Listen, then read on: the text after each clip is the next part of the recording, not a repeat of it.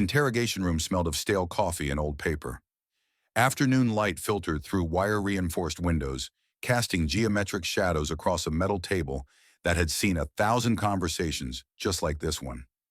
Colonel Heinrich Steiner sat with his hands folded, watching dust motes drift through the September air like the ghosts of men he'd known.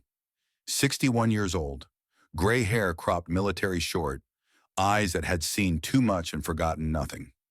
Across from him, Major Douglas Patterson of the United States Army Historical Division arranged his recording equipment with the careful precision of a man who understood that some stories deserved to be preserved exactly as they were told. 38 years old, pressed uniform, wedding ring catching the light, young enough to have missed the war. Old enough to understand its weight, the tape reels began their slow rotation. "Colonel Steiner," Patterson began, his German accented but clear, "you served as Chief Intelligence Officer for Army Group South from November 1942 through the end of the war. You documented everything: casualty reports, production figures, operational assessments. Your records are the most comprehensive we've found." Steiner said nothing. Just watched the tape spin. "I need to understand something," Patterson continued. "When did you know? When did you realize Germany would lose the war?" The question hung in the air between them. Outside, somewhere in the American compound in West Germany, a radio played music from before the world burned. Perry Como singing about dreams and tomorrow. Steiner leaned forward slightly. When he spoke, his voice carried the flat certainty of a man who had stopped lying to himself a long time ago. February 8, 1943, 6 days after Stalingrad fell. Patterson's pen stopped mid-note. 6 days? Not later. Not after Kursk or 6 days. Steiner reached into the worn leather satchel at his feet and withdrew a journal. Field gray cover, edges stained with age and weather. He opened it to a page marked with a strip of faded ribbon. "This is what I wrote that morning." He turned the journal so Patterson could see. February 8, 1943, 07 hours. Soviet offensive commenced across entire front. 40-plus divisions. Direction of main effort, Kursk-Kharkov axis. Expected Soviet recovery time, 3 to 6 months. Actual Soviet recovery time, 6 days. He closed the journal. That's when I knew. The rest was just arithmetic. Patterson leaned back in his chair. The tape reels continued their patient rotation, capturing everything. "Start at the beginning," he said. "Tell me how you counted your way to the end of the world." Steiner looked out the window at the German autumn, at a country that had survived its own suicide by the narrowest of margins. Then he began.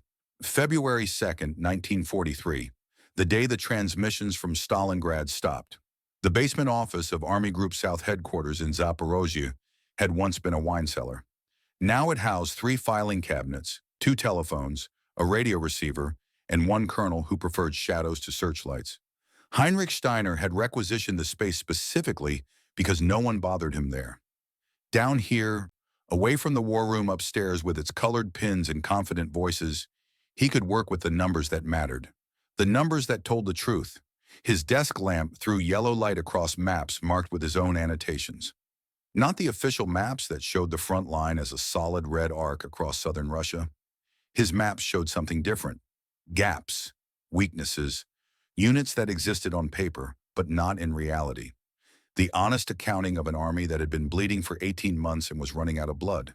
The radio receiver crackled with static. Background noise mostly, routine traffic from units up and down the line. Then, at 00:47 hours, the Stalingrad frequency went silent. Just static. The empty hiss of a frequency with no one left to transmit. Steiner made a notation in his log. Final transmission, 6th Army concluded 0847. Estimated strength at final position, less than 2,000 combat effective. Total casualties Stalingrad operation, approximately 300,000 personnel. He underlined the number twice. 300,000, an entire army. Gone. Footsteps on the stairs. Heavy boots, confident stride. Field Marshal Ernst von Waldheim descended into the cellar, ducking his head beneath the low stone archway. 58 years old, Iron Cross First Class pinned to his collar, bearing of a man who had spent 4 years turning impossible situations into victories through sheer tactical brilliance. He looked tired. "Stalingrad?" he asked. "Ended 11 minutes ago," Steiner replied. "The silence is official now." Waldheim moved to the map table, studying the positions with the focused intensity that had made him one of Germany's most successful field commanders. 3 months, he said, perhaps 4. The Soviets will need time to recover, to rebuild. We can use that time to consolidate, to prepare for summer operations. Steiner said nothing. He'd learned over 2 years on the Eastern Front that sometimes silence was the only honest response. "You disagree?" Waldheim glanced at him. "I think," Steiner chose his words carefully, "that we should be prepared for contingencies beyond our current planning assumptions." Meaning? "Meaning the Russians have surprised us before." Waldheim smiled, but there was no humor in it. "Heinrich, you worry too much. The Stalingrad offensive cost them dearly. Even the Russians need time to replace losses on that scale. We've earned a pause. Both sides have." A knock at the doorframe. A young lieutenant stood at attention, road dust on his uniform, eyes carrying the particular exhaustion of a man who had driven through the night. "Sir, Lieutenant Klaus Weber reporting as ordered." 24 years old, fresh from the War Academy, blonde hair, blue eyes, everything the propaganda posters promised about German youth. And something else Steiner recognized immediately in the set of his jaw, the way he held himself. The son of Jakob Weber, who had been Steiner's closest friend before a Soviet shell made that friendship past tense. "Lieutenant," Waldheim straightened. "Welcome to Army Group South. You've been assigned as an intelligence liaison. Colonel Steiner will orient you to our procedures." Klaus saluted. Perfect form, everything by the book. "Thank you, sir. I'm honored to serve under Field Marshal von Waldheim. With our victory at Stalingrad, when do we launch the summer offensive?" The silence that followed lasted perhaps 3 seconds. It felt longer. Waldheim and Steiner exchanged a glance. The field marshal's expression said everything. Young, eager, still believes the radio broadcasts. "Lieutenant," Waldheim said gently, "Stalingrad was not a victory. Not for anyone. Colonel Steiner will explain the situation. Welcome to the real war." He left. Boots on stairs fading into the levels above, where maps showed what men wanted to see instead of what actually existed. Klaus stood uncertain, still at attention. "Sir, did I say something wrong?" "At ease, Lieutenant." Steiner gestured to a chair. "Sit. We have work to do. And first you need to understand what kind of work it is." The young officer sat, ramrod straight, notebook already open. Eager, ready to learn, ready to serve. Steiner looked at him and saw Jakob Weber, 30 years younger. Saw every young officer who had come through this basement believing the war was a story with heroes and villains and clean endings. Saw what the Eastern Front did to those beliefs. "What did they teach you at the War Academy about enemy capabilities assessment?" Steiner asked. "Standard methodology, sir. Order of battle analysis, production capacity estimates, morale indicators, supply line vulnerability." "And what did they teach you to do when reality contradicts your estimates?" Klaus hesitated. "Sir?" "It's not a trick question, Lieutenant.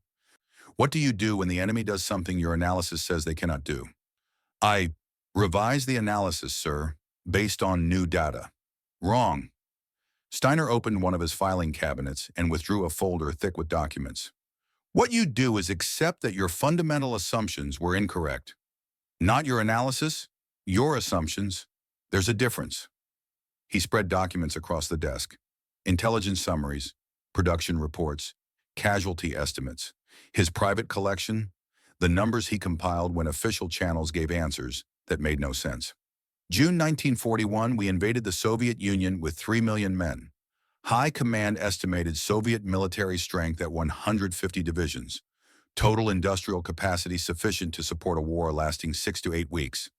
We expected Moscow by October. Klaus nodded. Common knowledge, even if it hadn't worked out that way.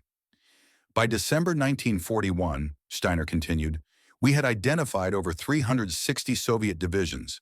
Not 150, 360. Where did they come from, Lieutenant? Did they materialize from thin air? They must have been hidden? In reserve? They didn't exist. Not when we invaded. They were created after we attacked. Mobilized, equipped, trained, and deployed in 6 months. We assumed the Soviets couldn't do that. Our assumption was wrong. Not our analysis. Our assumption. Steiner pulled out a single sheet, columns of numbers in his precise handwriting. Soviet tank production, 1942. Based on official German intelligence estimates, 8,000 vehicles. Based on data from field identification, captured documents, and agent reports, 24,000 vehicles. Klaus stared at the number. 24,000? That's 3 times our estimate. Actually, Steiner said quietly, that year we produced 9,000 tanks. They outbuilt us by a ratio of nearly 3 to 1, and those are conservative figures. The real number might be higher. The young lieutenant's expression shifted. Steiner had seen that look before. The moment when the propaganda met reality and reality didn't blink. Sir, if those numbers are accurate, they are. Then the strategic situation is far worse than public statements suggest? Yes. Does the field marshal know? I brief him weekly. He knows. High command knows. Everyone who needs to know, knows. Steiner lit a cigarette, taking his time. Knowing and accepting are different things. We know the numbers. We choose not to accept what they mean. Klaus sat back, processing. Young but not stupid. That was good. Stupid officers died quickly. Smart ones died slowly, understanding every step of the path that led to their end. Sir, Klaus said carefully, why are you telling me this? On my first day? Steiner studied the lieutenant. Saw his friend's features in the younger face.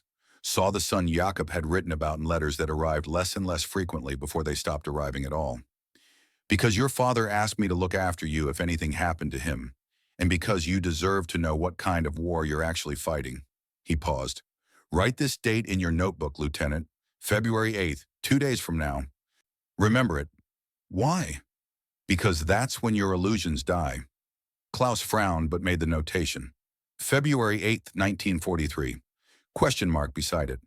Now, Steiner stubbed out his cigarette, let me show you how to read a casualty report. Not the numbers they file with Berlin, the real numbers. The ones that tell you how a war actually ends. February 3rd passed in routine work. Klaus learned the filing system, the reporting procedures, the delicate art of translating battlefield chaos into bureaucratic documentation. He was quick, efficient, asked good questions.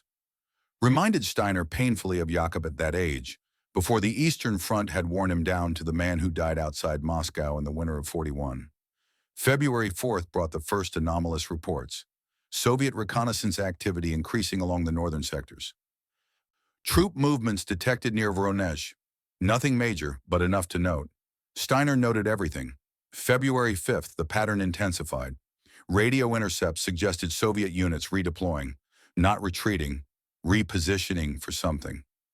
Supply movements, Klaus observed, reviewing the transcripts.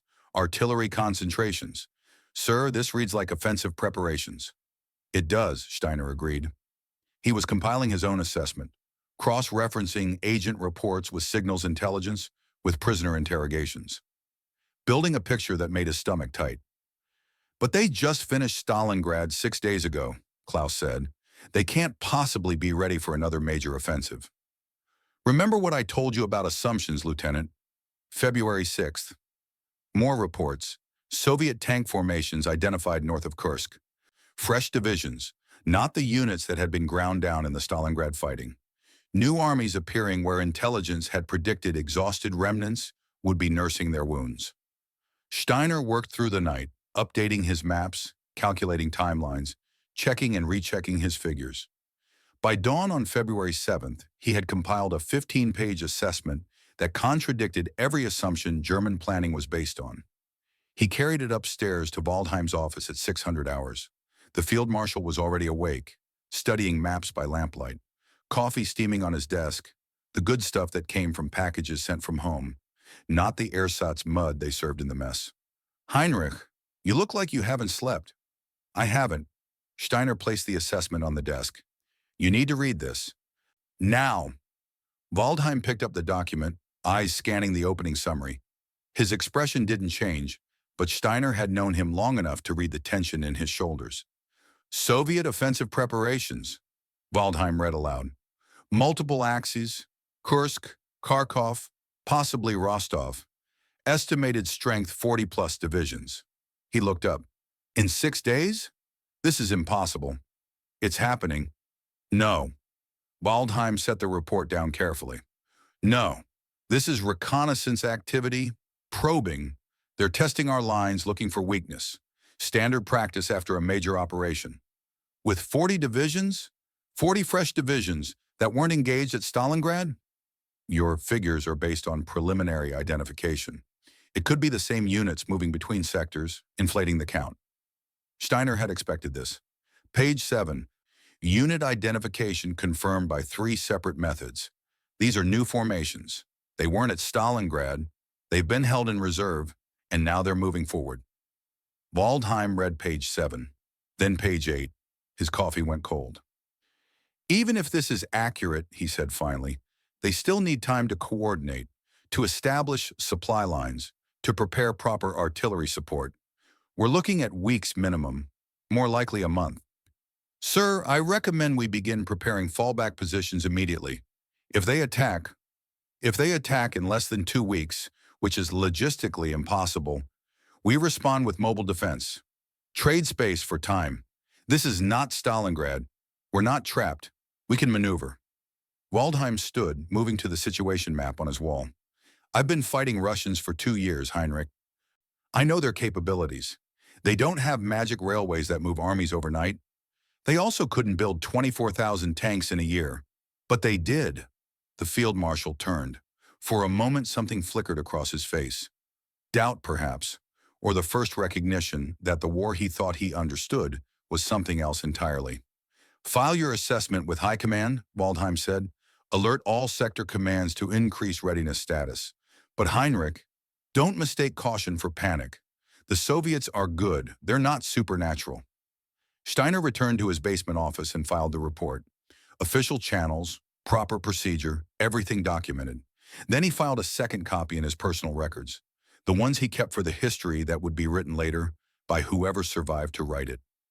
Klaus was waiting, maps already updated with the latest intelligence.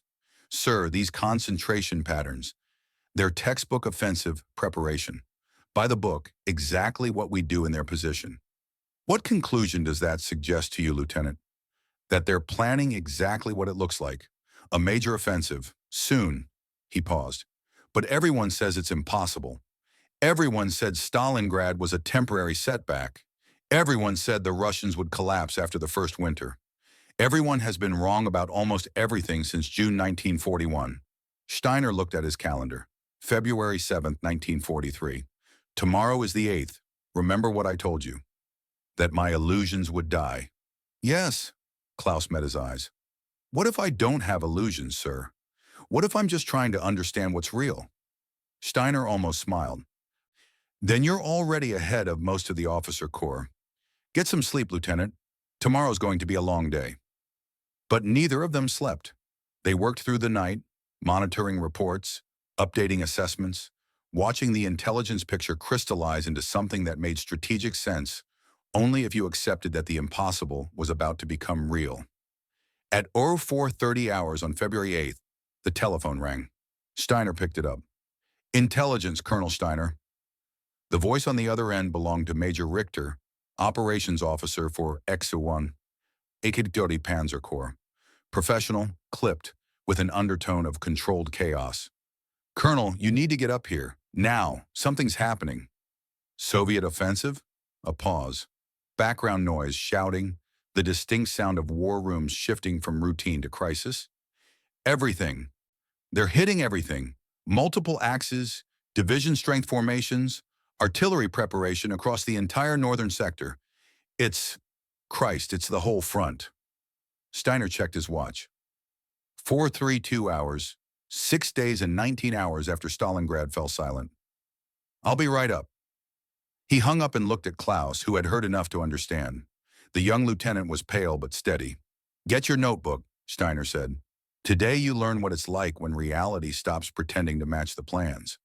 They climbed the stairs together, leaving the quiet certainty of the basement for the organized chaos of the operations floor. The war room pulsed with urgent energy, staff officers clustered around map tables, telephone lines lighting up like a switchboard, catching fire. Waldheim stood at the center, studying the incoming reports with the focused intensity of a man watching his certainties dissolve in real time. Heinrich, he didn't look up. Your assessment was optimistic. They're not hitting with 40 divisions. Current estimate is closer to 60. Steiner moved to the map, red arrows sprouting across the northern sectors like infection spreading through healthy tissue. Soviet offensive, multiple axes, exactly as his report had projected, except larger, faster, more coordinated than even his worst-case scenarios suggested. Direction of main effort? He asked. Kursk and Kharkov, secondary attacks toward Rostov. Waldheim's finger traced the arrows. They're not probing. They're not testing. This is a full offensive. 6 days after Stalingrad. Klaus stood at Steiner's shoulder, notebook open, hand moving mechanically to record the briefing. But his eyes were fixed on the map, watching the red arrows multiply as new reports flooded in. How? He whispered. How is this possible? Steiner didn't answer. The question was rhetorical anyway. The how didn't matter anymore. Only the what and the what next. Waldheim issued orders with the calm precision of a professional dealing with a crisis he understood, even if the scale exceeded expectations. Mobile reserves to threatened sectors. Fighting withdrawal where necessary. No panic, no heroic stands, just professional military practice adapted to circumstances that shouldn't exist but did. We need to know what we're facing, Waldheim said. Heinrich, I need order of battle. Unit identification. Is this the Stalingrad armies or fresh formations? I'll start compiling reports. Steiner gestured to Klaus. Come on, Lieutenant. Time to see if reality matches our assumptions. Back in the basement, they worked with focused intensity. Every prisoner interrogation, every radio intercept, every piece of intelligence that could identify the attacking units. Building the picture piece by piece. By noon, the picture was clear and impossible. Sir, Klaus said, staring at the identification chart they constructed, these aren't the Stalingrad armies. These are completely different formations, fresh divisions. Most of them were identified in the Moscow region in January. Distance from Moscow to Kursk? Steiner asked, though he already knew. Klaus calculated. Approximately 450 kilometers by rail. Say 300 miles. They moved 300 miles in less than a week, with all their equipment, supplies, artillery, established offensive positions, coordinated with adjacent units, and launched a major operation 6 days after concluding another major operation 300 miles away. The lieutenant sat back. Our logistics manuals say that's impossible. Then our logistics manuals are wrong, or theirs are better, or both. Steiner lit a cigarette, studying the chart. Write this down, Klaus. Soviet Tank Corps identified at Stalingrad on January 31st, now confirmed in action near Kursk on February 8th. Transit time, 7 days.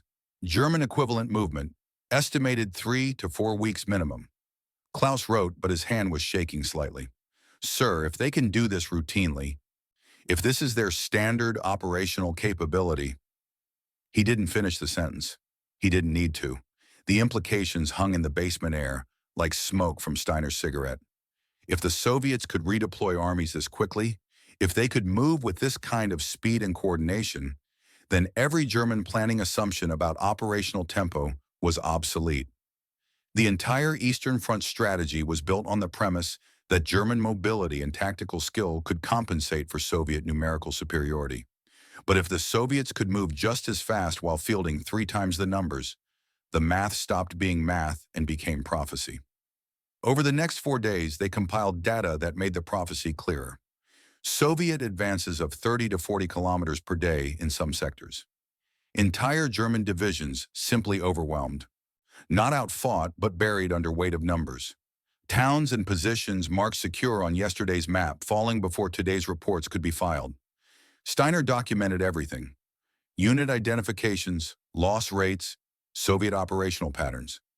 building a comprehensive picture of an enemy who wasn't supposed to exist. Not this strong, not this fast, not this good. Klaus learned quickly, shed his academy assumptions faster than most. By February 12th, he was identifying patterns in the Soviet operations that matched German tactical doctrine. By the 15th, he was predicting Soviet movements with uncomfortable accuracy. "They're not fighting like Soviets anymore," he observed during one late-night session. "These operations look like our own manuals." "They've been learning," Steiner said. "While we've been assuming they're inferior, they've been studying, adapting, improving, and now they're teaching us the lesson we should have learned 2 years ago." "What lesson?" "That underestimating your enemy is the fastest way to lose a war." By mid-February, the immediate crisis stabilized. Soviet advances slowed as supply lines stretched, as German mobile reserves counterattacked, as the spring thaw approached and turned the endless steppe into impassable mud. The red arrows on the map stopped growing, positions solidified. The front line stabilized 200 kilometers west of where it had been on February 7th. In the war room upstairs, staff officers spoke cautiously of Soviet offensive capability being exhausted, of German defensive skill proving decisive, of the situation being contained. In the basement, Steiner compiled different numbers. Soviet casualties estimated at 150,000. German casualties estimated at 80,000. Soviet territorial gains, 200 kilometers. German territorial losses, 200 kilometers. Soviet operational objective achieved, yes. German strategic position, compromised. "They traded casualties for space," Klaus said, reviewing the final assessment. "And they got what they wanted. More than that, they proved something." Steiner pulled out a file he'd been building since February 8th. Production data, the information that had been filtering through intelligence channels for months. Information most officers dismissed as exaggerated or unreliable. Soviet tank production 1942, 24,000 vehicles. Aircraft production, 37,000. Artillery production, 300,000 pieces. Personnel mobilization, 6 million. German equivalents, 9,000 tanks, 25,000 aircraft, 70,000 artillery pieces, 1.8 million personnel. "These are the numbers nobody wants to talk about," Steiner said, "because accepting them means accepting that we're fighting a different war than the one High Command planned for." Klaus studied the figures. Young enough to have been taught that German quality would always overcome Russian quantity. Old enough now, after 2 weeks on the Eastern Front, to understand what infinite quantity did to finite quality. "Sir, if these ratios are accurate, if they can replace losses at 2 or 3 times our rate, then it doesn't matter how many battles we win. The arithmetic is against us. We can achieve 3-to-1 kill ratios, which we often do, and still lose the attrition race because they can afford the losses and we can't." Silence in the basement. Upstairs, telephones rang, and staff officers pushed pins around maps and pretended the situation was manageable. Down here in the place where numbers lived, the truth sat quiet and patient and undeniable. "What do we do?" Klaus asked. "We document it. We report it. We make sure someone knows what's actually happening." Steiner stubbed out his cigarette.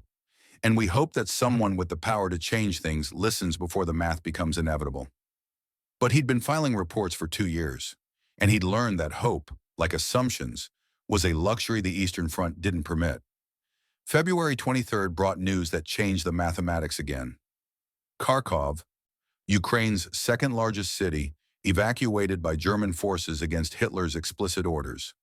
SS General Paul Richter had looked at his situation: Soviet armies closing from 3 sides, supply lines cut, the Stalingrad scenario playing out in miniature, and made the choice between survival and obedience. He chose survival. The news hit headquarters like a physical blow. Officers clustered in quiet groups, speaking in low voices about precedent and consequences. What Richter had done was simple mutiny, the kind of thing that ended with court-martials and firing squads. But he'd saved his corps, 30,000 men who would have been encircled and destroyed if he'd obeyed orders. Waldheim called a staff meeting that evening. Steiner and Klaus attended, sitting in the back, watching the field marshal explain the situation to his senior commanders. General Richter has been ordered to Berlin to explain his actions, Waldheim said carefully. However, given the outcome, the preservation of an intact combat formation, it's unlikely he'll face severe consequences. The precedent this sets is significant. Significant was diplomatic speak for catastrophic. Every German officer in the room understood the implications. If generals could retreat when encirclement threatened, if survival outweighed obedience, then Hitler's entire defensive strategy collapsed. The stand-fast orders that had been Germany's answer to Soviet numerical superiority, hold every position, defend every town, give nothing. That strategy only worked if commanders obeyed even when obedience meant death. But if commanders started choosing survival, started making tactical decisions based on reality instead of orders, then the whole system unraveled. Of course, if they didn't choose survival, they died. And dead commanders couldn't fight the next battle. The field marshal faces an interesting problem, Klaus observed quietly as they walked back to the office. Obey orders and lose armies. Disobey orders and lose control. It's not a new problem, Steiner said. It's just becoming impossible to ignore. March brought Waldheim's counteroffensive, the Third Battle of Kharkov, a masterpiece of mobile warfare that became the last great German victory in the East. Panzer reserves held back from the February fighting now unleashed against overextended Soviet spearheads. Encirclements, destructions, the kind of operational art that Waldheim excelled at. By mid-March, German forces had retaken Kharkov. In Berlin, propaganda celebrated the victory as proof that German arms could still triumph, that the February crisis had been temporary, that the Eastern Front remained manageable. Klaus shared the general optimism. He'd watched the operation unfold, seen the German tactical skill in action, watched Soviet tank corps get chopped to pieces by forces a third their size. Victory had a certain intoxication to it, a feeling that maybe the pessimistic numbers were wrong after all. Steiner didn't share the celebration. He spent March 20th compiling his assessment, the one nobody had asked for, but he wrote anyway because someone needed to understand what had actually happened. He finished it just after midnight. 11 pages of analysis that began with tactical appreciation and ended with strategic implications. He read it through once, made minor corrections, then filed it with his personal records. The last paragraph read, German forces achieved significant tactical success through operational excellence and Soviet overextension. However, strategic situation deteriorates. Soviet territorial gains, February-March 1943, 200 kilometers. German territorial gains, March 1943, 50 kilometers. Net Soviet advantage, 150 kilometers. More significantly, Soviet losses at Kharkov estimated at 3 tank corps, approximately 900 armored vehicles. German intelligence indicates Soviet tank production, January-March 1943, 6,000 vehicles. Soviet replacement rate, 8 days. Tactical victory achieved. Strategic position catastrophic. He closed the folder and found Klaus waiting at the door, holding 2 cups of coffee. Couldn't sleep either, the lieutenant asked. Sleep is for people who don't know what's coming. Steiner accepted the coffee. You should be celebrating. We won. Yes, sir. We won. Klaus sat down and Steiner could see he'd lost something in the past 6 weeks. The Academy Polish maybe, or the belief that winning battles meant winning wars. Sir, I've been going through the unit identifications from Kharkov. The Soviet formations we destroyed were reconstituted within 10 days. I know, I've been tracking it. How? How do they do that? Steiner opened his filing cabinet and withdrew the folder he'd been building since 1941.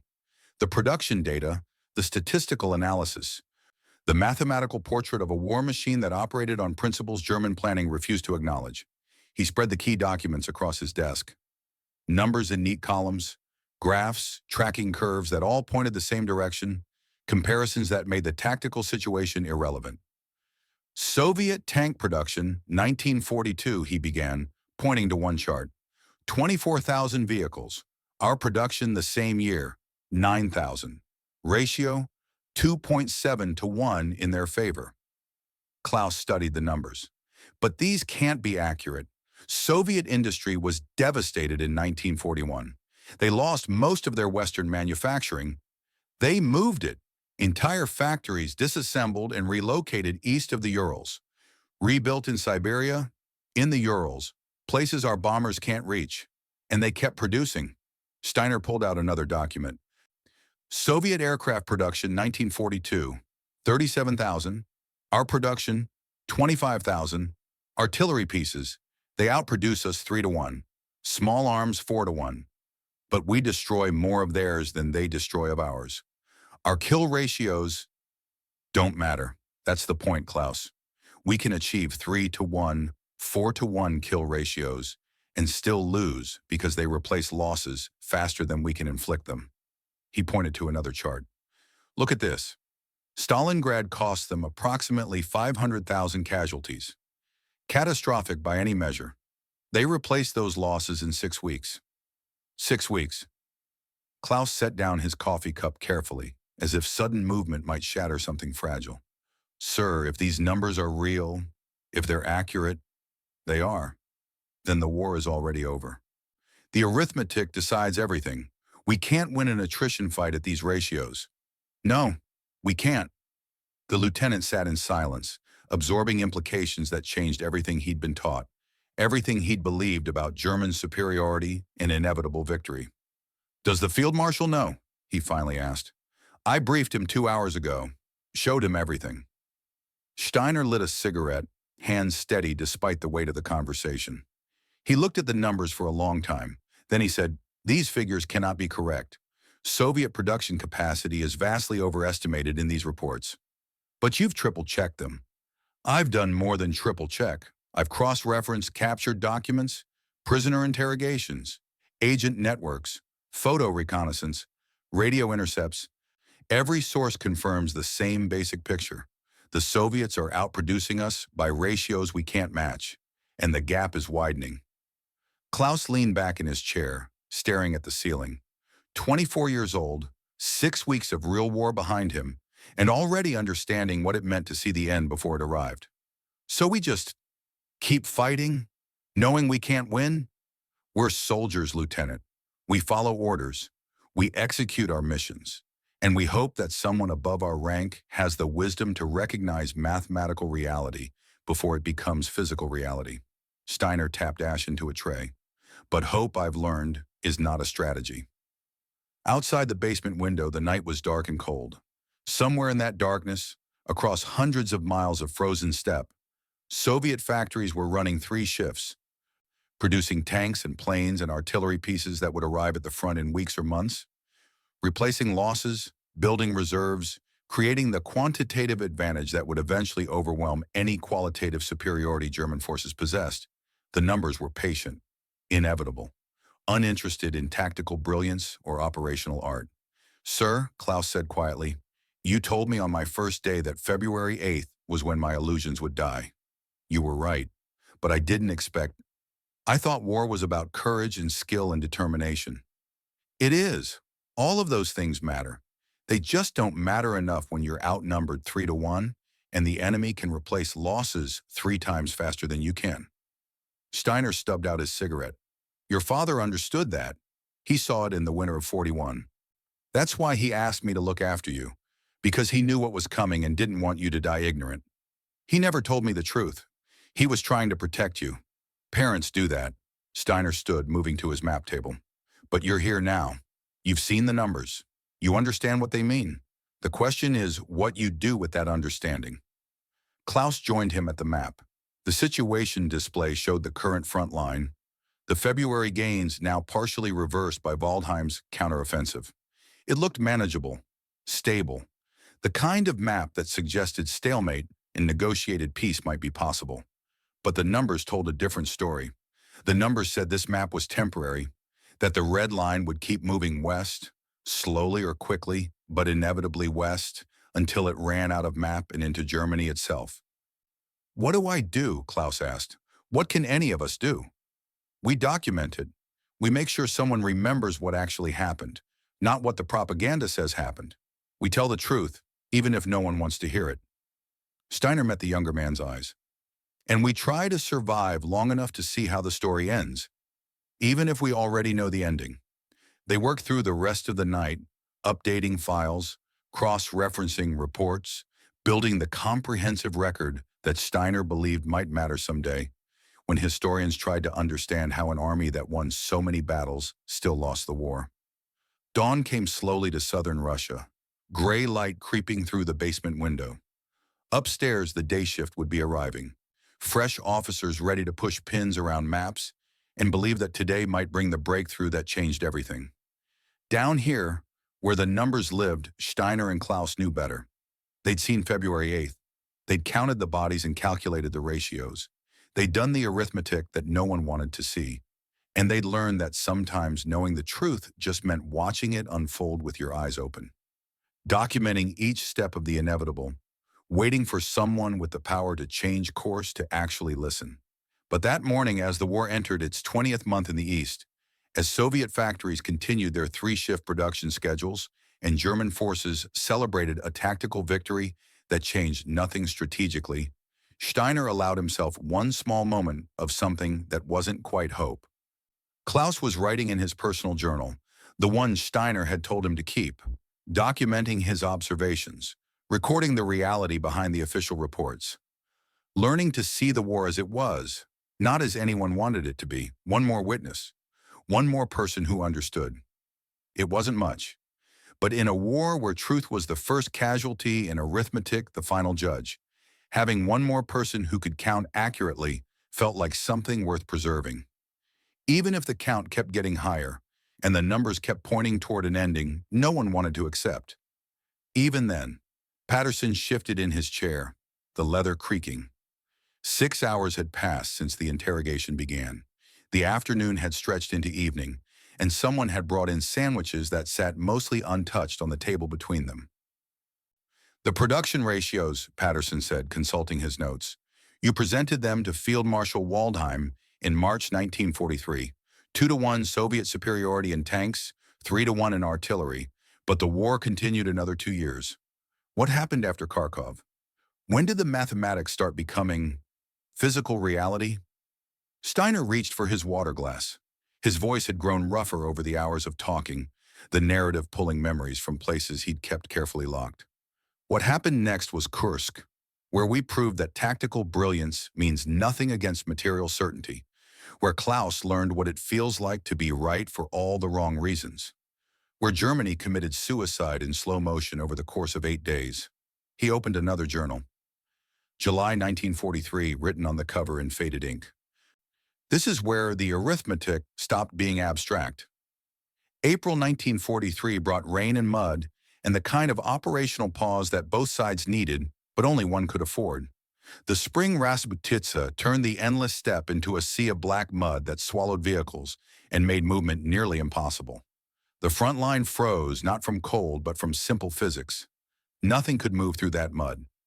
Steiner spent April in his basement office compiling data that made his March assessment look optimistic.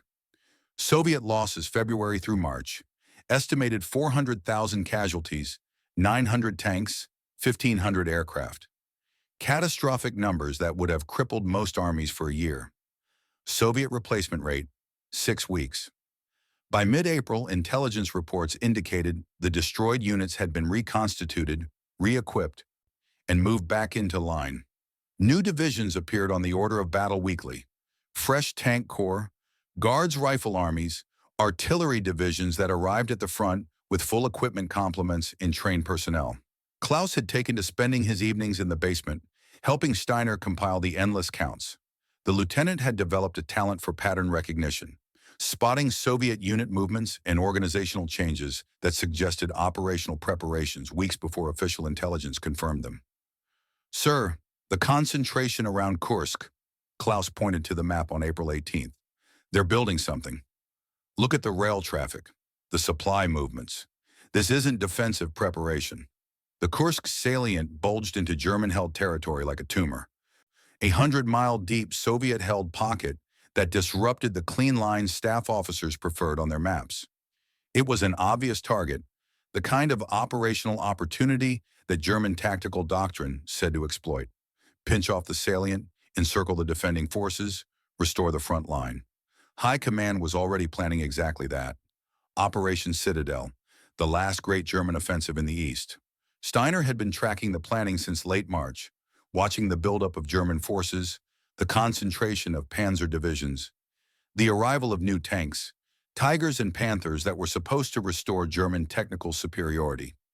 He'd also been tracking Soviet preparations around Kursk, and what he saw made his assessment of Kharkov look naive. "They know," he said, studying Klaus's map annotations. "They know we're planning to attack Kursk, and they're preparing for it." "How can they know? Operational security has been absolute." "Lucy's spy ring in Switzerland. We've known about it for months, never shut it down completely. They're reading our communications, Klaus.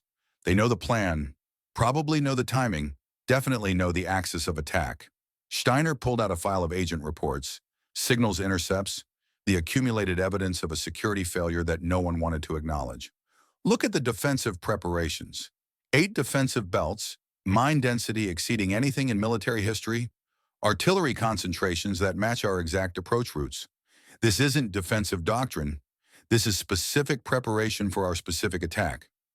Klaus studied the intelligence, cross-referencing Soviet unit positions with projected German approach routes. The pattern was undeniable. Every German avenue of advance channeled into prepared killing zones.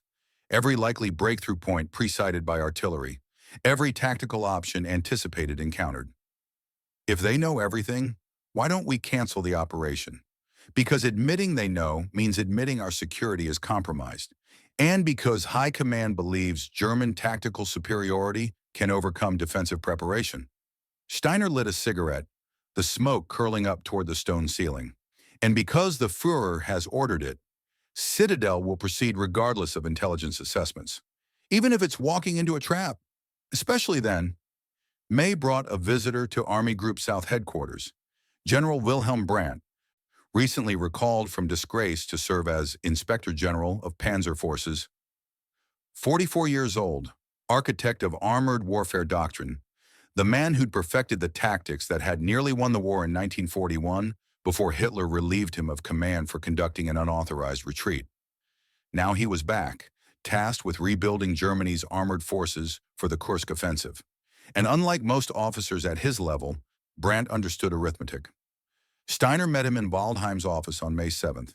The field marshal had arranged the meeting specifically because he knew what Brandt would say and wanted Steiner there to confirm it. Brandt didn't waste time on pleasantries. He spread production reports across Waldheim's desk with the blunt efficiency of a man presenting a terminal diagnosis. "Soviet tank production, 1942, he began. 24,000 vehicles. Our production, 9,000. Current year projections based on first quarter output. Soviets 30,000, Germany 12,000. The ratio is widening from 2-to-1 to 3-to-1. Waldheim studied the figures. These estimates have been disputed by people who don't want to believe them. Colonel Steiner, you've been tracking these numbers independently. What's your assessment?" "General Brandt's figures are conservative," Steiner said. "If anything, actual Soviet production may be higher. They're outbuilding us in every category. Tanks, aircraft, artillery, small arms. And unlike our production, which is being degraded by Allied bombing, theirs is concentrated in areas beyond our reach." Brandt nodded. "Which brings us to Citadel.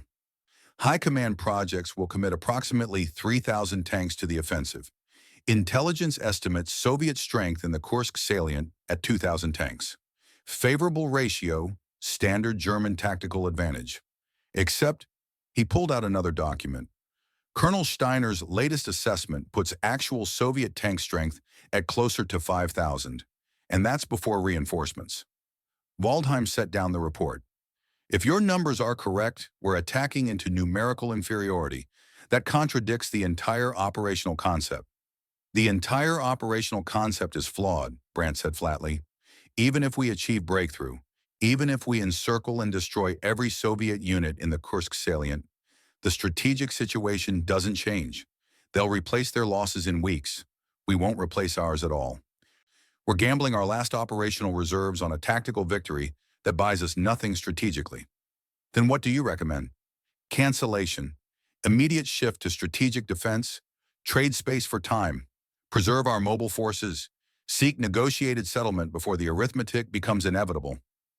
Waldheim looked at Steiner. Your opinion? General Brandt is correct on every point. Citadel is strategically worthless, even if tactically successful. We should cancel, consolidate, defend.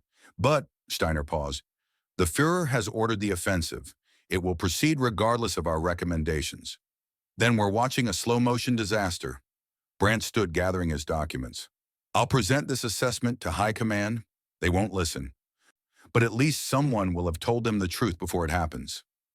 After he left, Waldheim sat in silence for a long time. Finally, he looked at Steiner. You were right about February, right about the production ratios, right about everything. Why do I keep hoping you're wrong?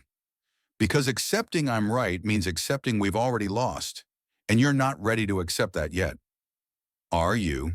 Steiner thought about Klaus, about Jakob, about all the young officers who kept arriving at the Eastern Front, believing in victory, in German superiority and clean endings. Thought about the numbers that kept growing, the ratios that kept widening, the arithmetic that pointed toward only one conclusion. I accepted it the morning of February 8th, he said. Everything since has just been tallying the cost. June brought delays. Hitler postponed Citadel repeatedly, waiting for more Panther tanks to arrive, more preparation, more certainty of success.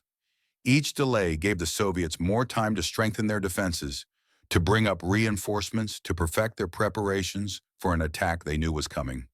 Steiner watched the pattern with grim recognition. German planning assumed surprise, and speed would overcome Soviet defensive depth. But there was no surprise. The Soviets knew everything, and every day of delay made the operation less viable.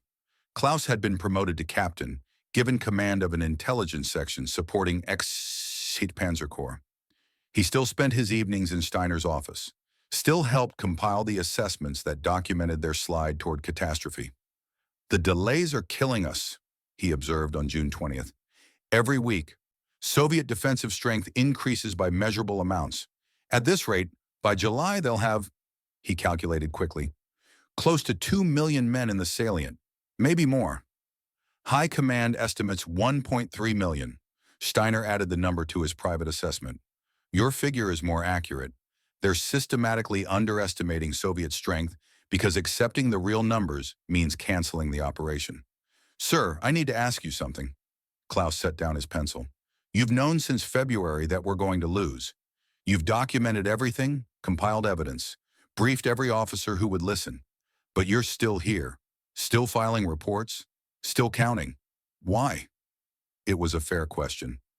Steiner had asked himself the same thing during the long nights when sleep wouldn't come, and the numbers ran through his head like accusations. Because someone has to remember what actually happened, he said finally. Not the propaganda version, not the heroic narrative where brave soldiers fought impossible odds. The real story, where we saw the truth and did nothing, where arithmetic decided everything, and we pretended we could overcome it with tactical skill and willpower. Someone has to document that for the history that comes after. Even if no one reads it, especially if no one reads it, because then at least one person knew. One person saw it clearly and wrote it down. That matters, Klaus. Maybe it's all that matters. The young captain nodded slowly. My father used to say something similar. That bearing witness was a duty even when it changed nothing. Your father was a wise man. I wish he'd survived to see you now. He'd be proud. Would he? I'm watching my country commit suicide and I can't stop it. All I can do is take notes while it happens. That's more than most people do. Most people don't want to see. They prefer comfortable lies to uncomfortable truths. You and I were stuck with the truth. It's not pleasant, but it's honest. Klaus returned to his calculations, updating Soviet strength estimates based on the latest intelligence. Young enough to still believe documentation mattered. Old enough now to understand that mattering and making a difference were not the same thing. July 5th, 1943. Operation Citadel began at dawn. Steiner was in the operations center when the first reports came in. German artillery preparation, the massive bombardment meant to soften Soviet defenses before the armor advance. Thousands of guns firing in coordinated patterns, walking shells across suspected Soviet positions. By 0700 hours, the first anomaly appeared. Forward observers reported the bombardment was hitting empty ground. The Soviet forward trenches had been evacuated. German shells were exploding in abandoned positions, while the actual Soviet defenders sat safely in their main defensive belts, waiting. They knew the timing, Klaus said, monitoring the reports from his section. They knew exactly when we'd fire and pulled back before the bombardment began.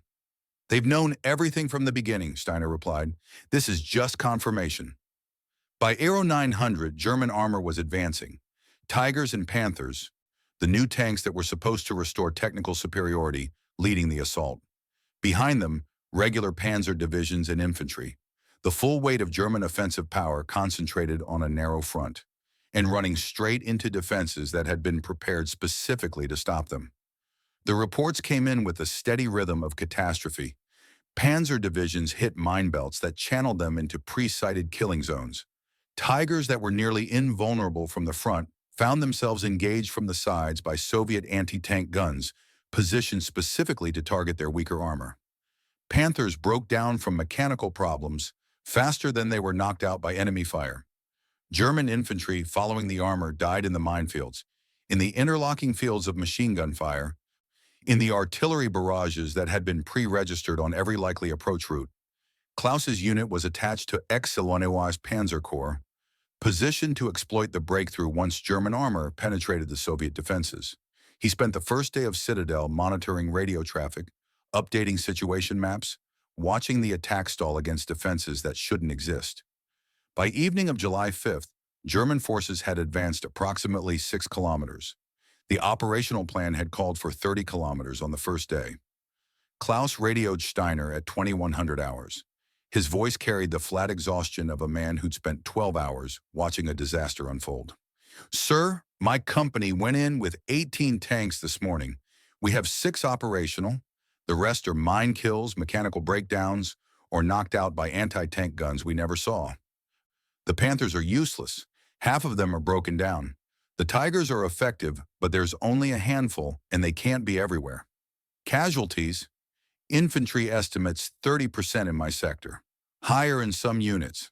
The Soviets have 8 defensive belts, sir. 8. We've penetrated 1. 7 more to go, and we're already combat ineffective. Steiner made notes, adding Klaus's report to the growing file of evidence that Operation Citadel was proceeding exactly as predicted. Exactly as the arithmetic said it would. Pull back if you can, he said. This isn't worth your life. Can't, sir. Orders are to continue the attack tomorrow. Fresh objectives, same defenses.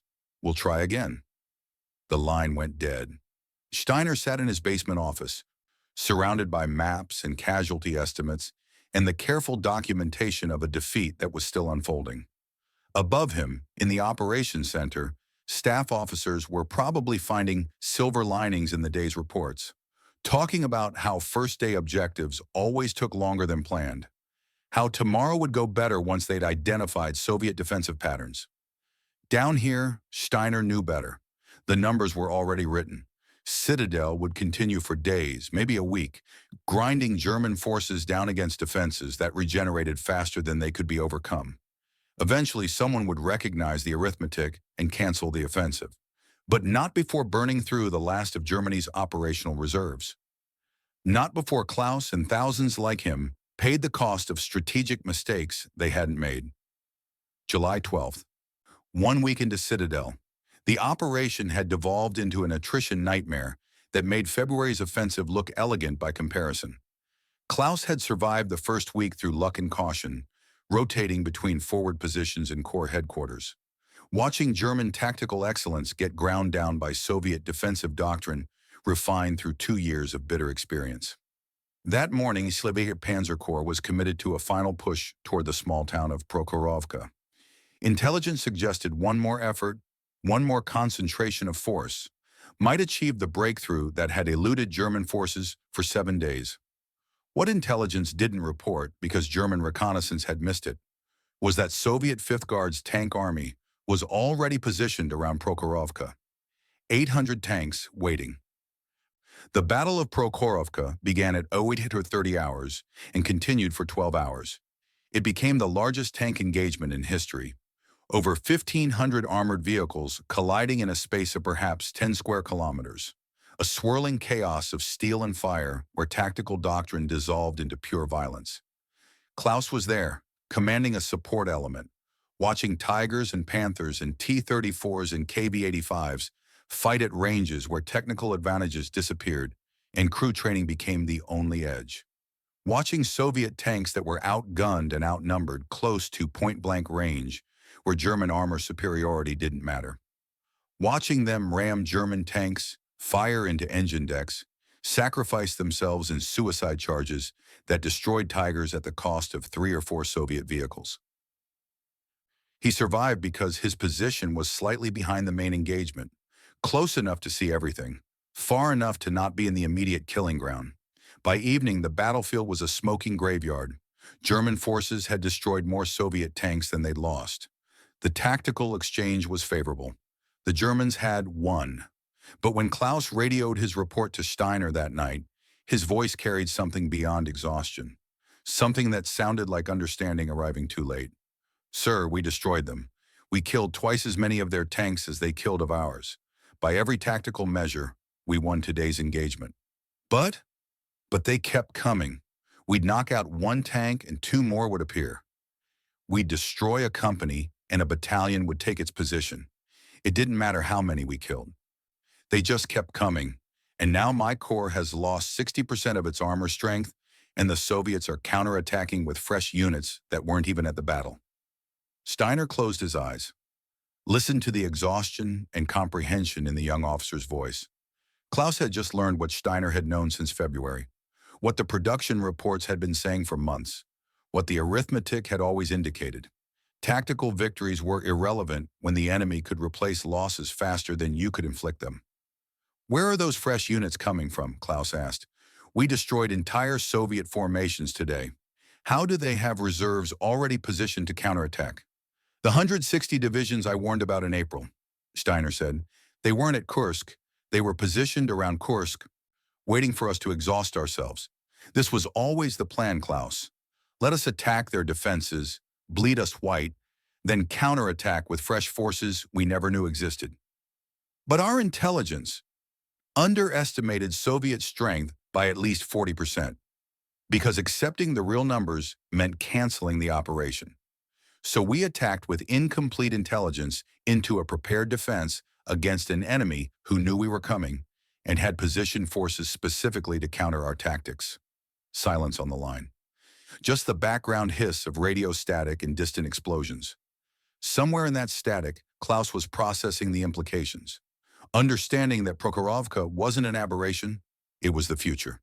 Every battle from here forward would follow the same pattern. German tactical excellence producing favorable exchange ratios that meant nothing strategically because the Soviets could afford the losses and Germany couldn't. "Sir," Klaus said finally, "are we going to lose this war?" The question hung in the air like smoke from a funeral pyre. Steiner had known the answer since February 8th, had documented the arithmetic, compiled the evidence, briefed every officer who would listen. But hearing Klaus ask it, hearing the comprehension in his voice, made the answer feel different, more real, more final. "Yes," Steiner said, "we're going to lose. The only question now is how many die before everyone else accepts what the numbers have already proven." The line went quiet for a moment. Then Klaus spoke again, his voice steady now. Professional. The voice of a soldier who just had his last illusion burned away in the smoke of Prokhorovka. "Then I'd better make sure I survive to see the ending. Someone needs to remember what actually happened here. That's the spirit, Captain. Stay alive. Document everything. We'll need witnesses when this is over." The radio clicked off. Steiner sat in his basement office, adding Klaus's report to the growing file on Citadel. Above him, the operations center was probably still analyzing the day's fighting, looking for advantages to exploit, planning tomorrow's operations. Down here, Steiner was tallying the cost. German tank losses at Prokhorovka, approximately 300 vehicles. Soviet losses, estimated 700. Favorable ratio, tactical success. Strategically meaningless because Soviet tank production that week would replace their losses. German production wouldn't replace theirs. The arithmetic was patient, inexorable, uninterested in tactical brilliance.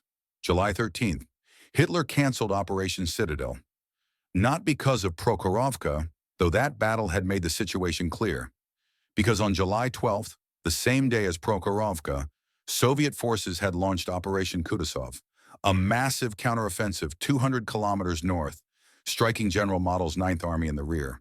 The 160 divisions Steiner had warned about, the reserves that German intelligence had failed to detect or refused to believe existed. They weren't phantom formations. They were real, and they were attacking while German forces were still locked in combat at Kursk. The pattern was brutally simple. Let Germany exhaust its offensive power against prepared defenses, then counterattack with fresh forces positioned specifically for that purpose. Tactical defense leading to operational offense.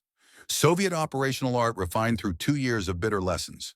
Waldheim called a conference on July 14th. Senior staff only. Closed doors. The kind of meeting where uncomfortable truths could be spoken without witnesses. Steiner attended with his compiled assessments.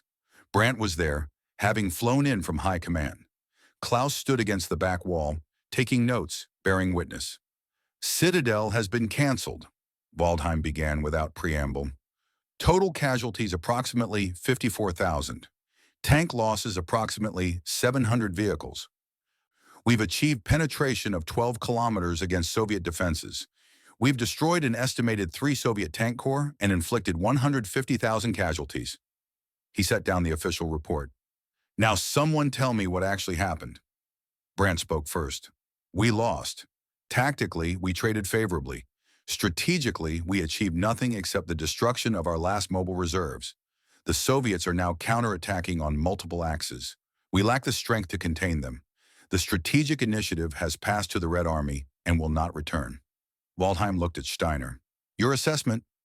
Steiner opened his folder. 7 days of compiled data. Soviet tank production last week, approximately 500 vehicles. Our production, approximately 200 vehicles. They replaced their Kursk losses in 10 days. We won't replace ours at all because we don't have 10 days. Soviet forces are advancing in the north and will shortly begin offensives in the south. Every formation we committed to Citadel is now needed for defensive operations. We traded our operational reserve for a tactical victory that lasted 8 days. Can we stop their counteroffensives? No, sir. Not without mobile reserves, which we just destroyed at Kursk. We can conduct fighting withdrawals, trade space for time, try to establish defensible positions, but we can't stop them. The arithmetic doesn't permit it. Silence in the room.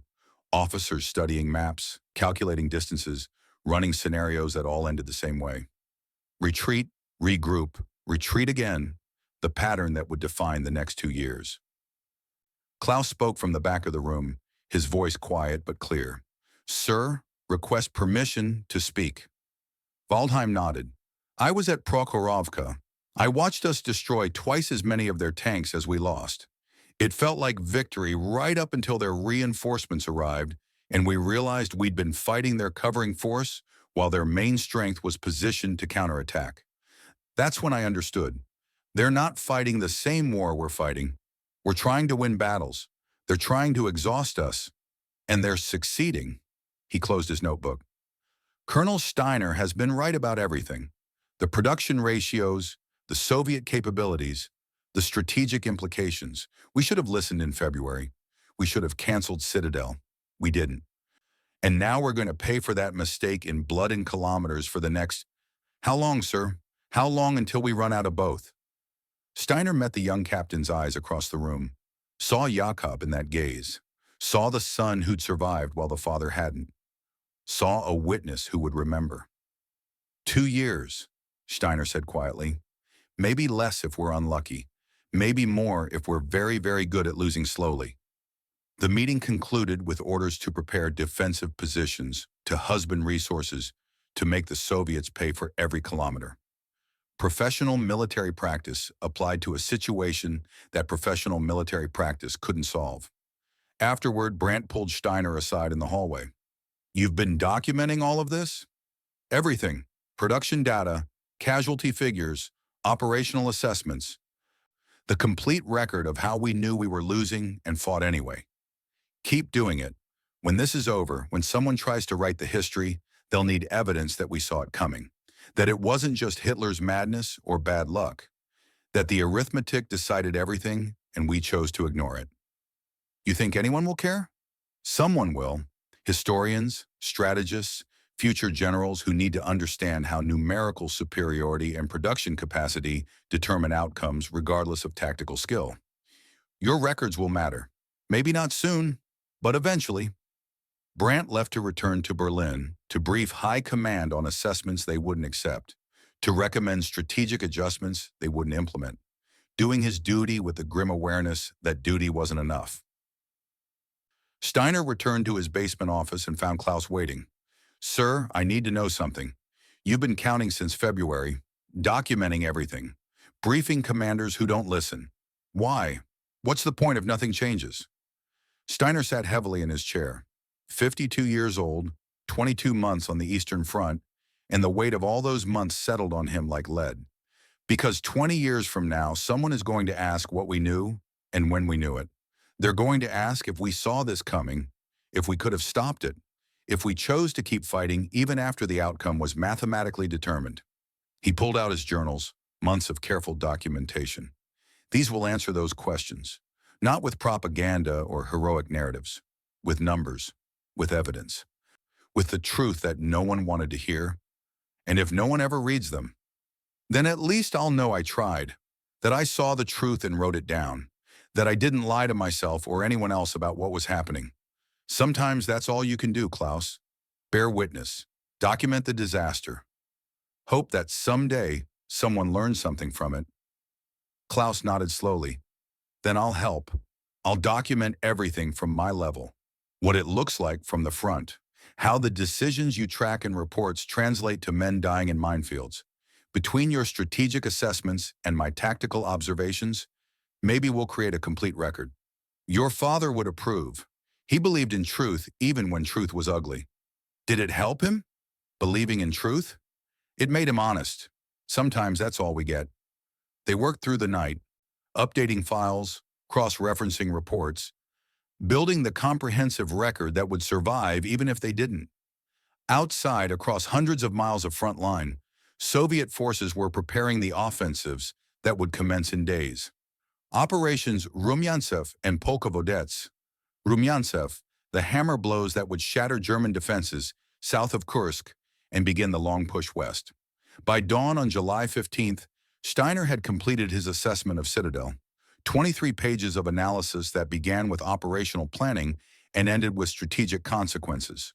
The final paragraph read, "Operation Citadel achieved tactical objectives within limited parameters while failing catastrophically at operational and strategic levels. German forces demonstrated continued excellence in mobile warfare and tactical adaptation. However, fundamental misunderstanding of Soviet material superiority and operational doctrine rendered tactical skill irrelevant. Soviet ability to replace losses 3 times faster than German forces can inflict casualties creates mathematical inevitability of defeat through attrition. Strategic initiative lost. Will not be recovered. Recommend immediate shift to strategic defense and negotiated settlement while leverage remains. Assessment will be ignored." He filed it with his other reports, the ones that documented truth no one wanted to accept. 3 days later, Soviet forces launched Operation Rumyantsev toward Kharkov, the city that Waldheim had retaken in March, that had been celebrated as proof of German resilience, fell to Soviet forces on August 23rd. This time there would be no counteroffensive to retake it. This time, it was lost for good. Klaus was reassigned in late August, his intelligence section transferred to support operations in the Donbass. September and October brought the cascading collapse Steiner had predicted in July. Soviet offensives across the entire southern front, the Donbass evacuated, the Dnieper River line breached, Kiev liberated on November 6th, exactly 2 years after it had fallen in 1941. The front line moved west with the steady rhythm of mathematical certainty. German forces fought well, conducted professional defensive operations, inflicted casualties at favorable ratios. None of it mattered. The Soviets absorbed losses and kept coming, replaced destroyed units, and attacked again. Operated on principles of mass and momentum that rendered German tactical excellence strategically irrelevant. Steiner documented it all. The numbers growing larger, the ratios widening, the mathematical proof accumulating that Germany was being ground down by an enemy it had never truly understood. In November, he received new intelligence that changed his calculations in ways that made previous assessments look conservative. Soviet production figures for 1943: 24,000 tanks, 34,000 aircraft, 300,000 artillery pieces. German production the same year: 12,000 tanks, 25,000 aircraft, 70,000 artillery pieces. Every category, Soviet superiority had widened from 2-1 to 3-1 or worse. And Soviet production was still increasing while German production struggled under Allied bombing campaigns that were systematically destroying manufacturing capacity. He compiled the data into a report dated November 15, 1943, 27 pages of statistical analysis that concluded, current loss rates and production differentials indicate German military collapse inevitable within 18 to 24 months. No tactical or operational adjustment can overcome 3-1 material inferiority when enemy possesses equivalent or superior operational doctrine. Recommend immediate armistice negotiations before mathematical certainty becomes physical reality. Recommendation will be ignored. He was right about that too. December brought winter and a request from Berlin. General Brandt, now Chief of the General Staff, wanted to see Steiner's complete records. All of them. The comprehensive documentation of Germany's slide toward defeat. Steiner traveled to Berlin in late December, carrying 3 years of journals, reports, and statistical analyses. The city looked different than he remembered. Bombed, rebuilt, bombed again. The physical manifestation of a war that was consuming everything. He met Brandt in a private office, away from the headquarters staff and the officers who still believed in miracle weapons in turning the tide. "I need truth," Brandt said without preamble. "Not optimistic projections, not best-case scenarios. Truth. How long do we have?" Steiner opened his case and withdrew the summary he'd prepared. 6 months of work condensed into 50 pages of brutal honesty. Based on current attrition rates, Soviet offensive capabilities, and production differentials, Germany will be pushed back to approximately the 1941 invasion start line by spring 1944. Soviet summer offensive will likely achieve breakthrough into Poland. By end of 1944, Soviet forces will reach East Prussia. By spring 1945, Berlin. Brandt read the assessment in silence. When he finished, he looked older. 18 months. We have 18 months before Soviet forces reach German soil. That's the optimistic timeline. It assumes we fight perfectly, that Soviet offensives encounter unexpected difficulties, that nothing catastrophic happens. Realistic timeline is 12 to 15 months. Can anything change this? Armistice, immediate. Negotiate from whatever position we still hold. Preserve what we can before the Soviets take everything. Hitler will never agree. I know. Brandt stood, moved to the window overlooking the damaged city. I want to present your findings to the Führer. I want him to see the arithmetic, to understand that this isn't defeatism or pessimism. It's just numbers. He'll have you shot. Probably, but I have to try. Someone has to tell him that courage and willpower can't overcome 3-1 material inferiority. That wars are won by factories and railroads as much as by soldiers and tanks. When? January. I'll compile your data into a comprehensive briefing, present it to Hitler and the High Command. Make them look at the numbers they've been ignoring for 2 years. Steiner left Berlin that evening, returning to the Eastern Front with the grim certainty that Brandt's briefing would fail.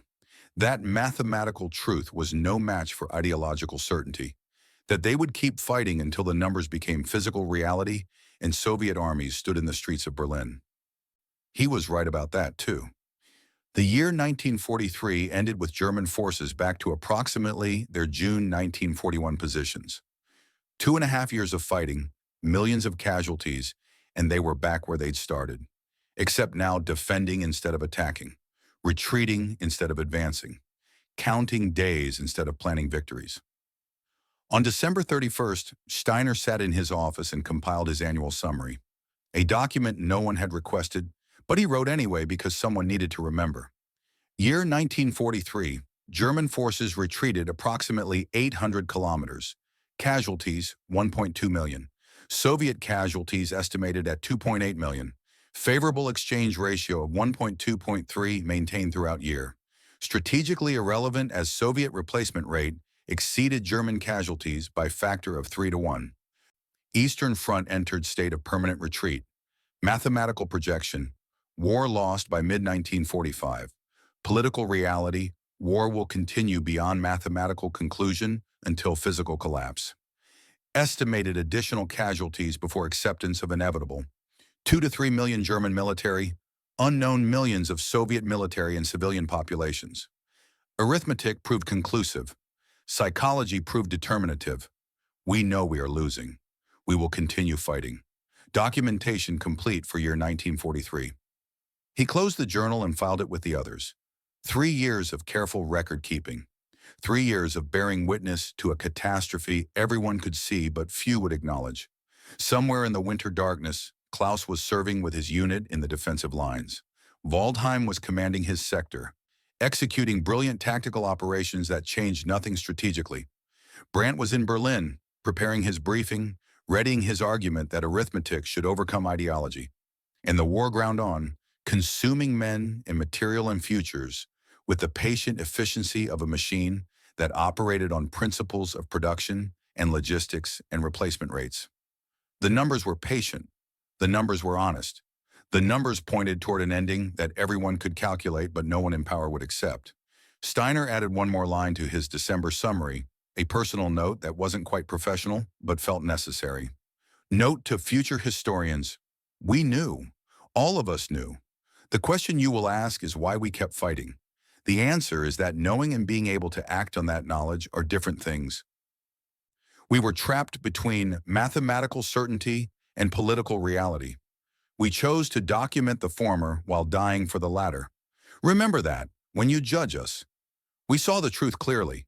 We just couldn't stop the machine. He closed the journal, turned off his lamp, and sat in the darkness of his basement office, listening to the winter wind and thinking about Klaus and Jacob and all the young men who died believing in something while the numbers proved otherwise. Tomorrow would bring more reports, more casualties, more evidence that they were losing. Tomorrow and every day after until the arithmetic stopped being abstract and became the physical presence of Soviet armies on German soil. But tonight, Steiner allowed himself one moment of something that wasn't quite despair and wasn't quite hope. Just the quiet certainty that he had done what he could. Documented the truth, borne witness, tallied the cost. Sometimes that was all anyone could do. Sometimes it had to be enough. Patterson leaned forward, studying Steiner's face in the harsh fluorescent light. The colonel's voice had grown hoarser over the hours, the narrative wearing him down in ways the war hadn't quite managed. 1944, Patterson said carefully.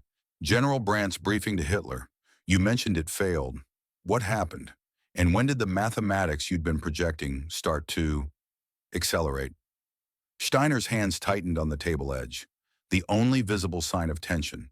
When he spoke, his voice carried a different weight, not the analytical tone of an intelligence officer reciting data, but something harder. The voice of a man who'd tried to change history and watched it continue regardless. What happened in 1944 is we tried.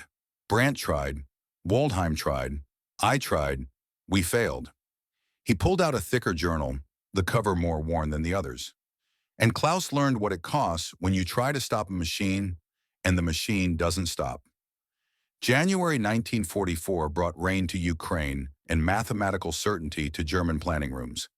The offensive capability that had characterized German operations since 1939 no longer existed. The mobile reserves had been consumed at Kursk. The Panzer divisions existed on paper, but fielded company-strength formations at best. The Luftwaffe still flew, but couldn't achieve air superiority against Soviet numerical advantages that now approached 5 to 1. Steiner spent January compiling his assessment for Brandt's briefing to Hitler. The briefing that everyone knew would fail, but someone had to attempt anyway, because the alternative was accepting that truth didn't matter, that arithmetic couldn't overcome ideology, that they would keep fighting until physical collapse made fighting impossible. The summary he prepared was 32 pages of statistical analysis backed by 3 years of documentation. Soviet production 1943, 24,000 tanks. German production, 12,000. Soviet aircraft, 34,000. German aircraft, 25,000. In every category, Soviet superiority had widened from 2 to 1 to approaching 3 to 1. More critically, Soviet operational doctrine had evolved. The crude mass attacks of 1941 had been replaced by sophisticated deep operations that matched or exceeded German operational art. Coordinated breakthroughs, exploitation by mobile groups, encirclement operations. The Soviets had learned German tactics, adapted them, and in many cases improved them. "They're not the same army we invaded," Steiner wrote in his covering assessment. "They've absorbed our doctrine, matched our operational tempo, and overcome it through material superiority we cannot counter." Tactical excellence remains high on both sides. Strategic outcome determined by production capacity and replacement rates. Current ratios make German defeat mathematically inevitable within 12 to 18 months absent negotiated settlement. Brandt presented the briefing on January 28th. Steiner wasn't there. Junior colonels didn't attend meetings with the Führer, but he received Brandt's report that evening. Hitler had listened to the production figures, reviewed the casualty projections, studied the maps showing Soviet advances. Then he dismissed the entire analysis as defeatist thinking. German quality would overcome Russian quantity. New weapons were in development. The Allied coalition would fracture. Victory remained possible for those with sufficient will. Brandt had pressed, presented the arithmetic again, argued that willpower couldn't change numbers. Hitler had thanked him for his candor and suggested that pessimistic officers might be better suited to administrative positions far from the front. "He didn't have me shot," Brandt told Steiner by phone that night. "Worse. He smiled and ignored everything I said, as if mathematical proof was just an opinion he could choose not to accept." What now? Now we fight the war we're losing as professionally as possible. Preserve what we can. Try to survive long enough to see the ending we already know is coming. "How long do you think we have?" Silence on the line. Then Brandt's voice quiet and certain. 18 months if we're lucky, 12 if we're not. Soviet summer offensive will break through to Poland. By winter, East Prussia. By spring 45, Berlin. The arithmetic is absolutely clear. Does anyone else in high command understand this? They all understand it. They just can't admit it because admitting defeat means accepting responsibility for what comes after. So they'll keep fighting, keep hoping for miracles, keep sending boys to die for kilometers of frozen mud that don't matter strategically. The line went dead.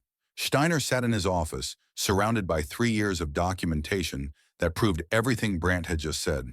Proof that meant nothing. Truth that changed nothing. Numbers that pointed toward an ending everyone could see but no one in power would acknowledge. He updated his journal with Brandt's report, added it to the growing file of evidence that Germany's leadership had chosen ideological certainty over mathematical reality. Then he returned to his routine work. Casualty reports, intelligence summaries, the daily documentation of a war that was being lost 1 kilometer at a time. March brought Klaus back to headquarters, promoted to major, given command of an intelligence battalion, supporting Army Group South's defensive operations. 25 years old now, with the bearing of someone who'd aged a decade in 2 years. He found Steiner in the basement office on March 15th. "Sir, I heard about General Brandt's briefing, that Hitler dismissed the production figures." He did. But the numbers are undeniable. Even if you doubt the absolute accuracy, the trends are clear. We're being outproduced 3 to 1 in every category. The Führer believes German will and superior tactics can overcome material disadvantage. Klaus sat down heavily. "Sir, I've been on the front for 18 months. I've watched our kill ratios improve even as our strategic position collapsed. We're achieving 3 to 1, sometimes 4 to 1 casualty exchanges, and it doesn't matter. They just keep coming. Fresh divisions, new equipment, endless reserves. We destroy them, and they're replaced within weeks. It's mathematically unsustainable." "I know. Then why are we still fighting?" It was the question Steiner had been asking himself since February 1943, the question that had no good answer, only honest ones. Because surrendering requires someone with authority to choose reality over ideology, and everyone with that authority has chosen otherwise. He pulled out his latest assessment. Because soldiers follow orders even when orders are mathematically absurd. because we're trapped between what we know and what we're permitted to do about it. Klaus picked up the assessment, scanned the summary. 12 to 18 months until Soviet forces reached German territory. You've been saying this since Kursk. It keeps proving accurate. When will someone listen? When it's too late to matter, when Soviet armies are physically standing in Berlin and mathematical projections become observed reality? That's insane. Yes, but it's also the situation we're in. So we document it, we fight as professionally as we can, and we try to survive long enough to bear witness to the ending. Klaus was silent for a moment. Then, "Sir, I need you to know something. My father's last letter, the one that arrived after he was killed, he wrote about you, about how you were the only officer he knew who saw the war clearly, who understood that courage and skill weren't enough against overwhelming material superiority. He asked me to find you if anything happened to him, to learn from you. I know he wrote me too, asked me to look after you. You have. You've taught me to see clearly, to understand the difference between tactical success and strategic reality, to recognize when arithmetic determines outcomes regardless of will or skill." Klaus met his eyes. "I just wish that clarity changed something, that seeing the truth had some practical value beyond documentation. It does. 20 years from now, when historians try to understand how this happened, they'll need evidence that we saw it coming, that we weren't blind or stupid, just trapped. Your observations from the front and my statistical analyses will show that we understood what was happening even as we were powerless to stop it. Is that enough? Documentation for future historians? It's what we have. Sometimes that has to be enough." They worked through the night, updating intelligence summaries, correlating frontline reports with strategic assessments, building the comprehensive record that would survive even if they didn't. June 1944 brought two hammer blows that shattered German strategic assumptions permanently. June 6th, Allied landing at Normandy. Germany now faced the two-front war that every strategic planner had nightmared about since 1939. Western allies pushing from France, Soviet armies grinding forward in the east, and finite German resources stretched between threats that were individually overwhelming and collectively catastrophic. Steiner compiled the arithmetic within hours of the Normandy news. German forces in the west, approximately 60 divisions. Allied forces in Normandy theater, estimated to reach 80 divisions within 60 days. German forces in the east, approximately 190 divisions. Soviet forces on Eastern Front, estimated at 400 divisions with another 100 in reserve. The numbers were stark. Germany was outnumbered 2-1 in the west, 2-1 in the east, and lacked operational reserves to respond to breakthrough in either theater. "We can't win a two-front war at these odds," he wrote in his June 7th assessment. "Cannot be done. Mathematical impossibility. Either front individually would strain German capacity. Both simultaneously exceeds all possible capability. Strategic defeat now inevitable on accelerated timeline. Revised estimate. Soviet forces reached German border by December 1944, not spring 1945 as previously projected. Normandy landing advances defeat schedule by approximately 4 months.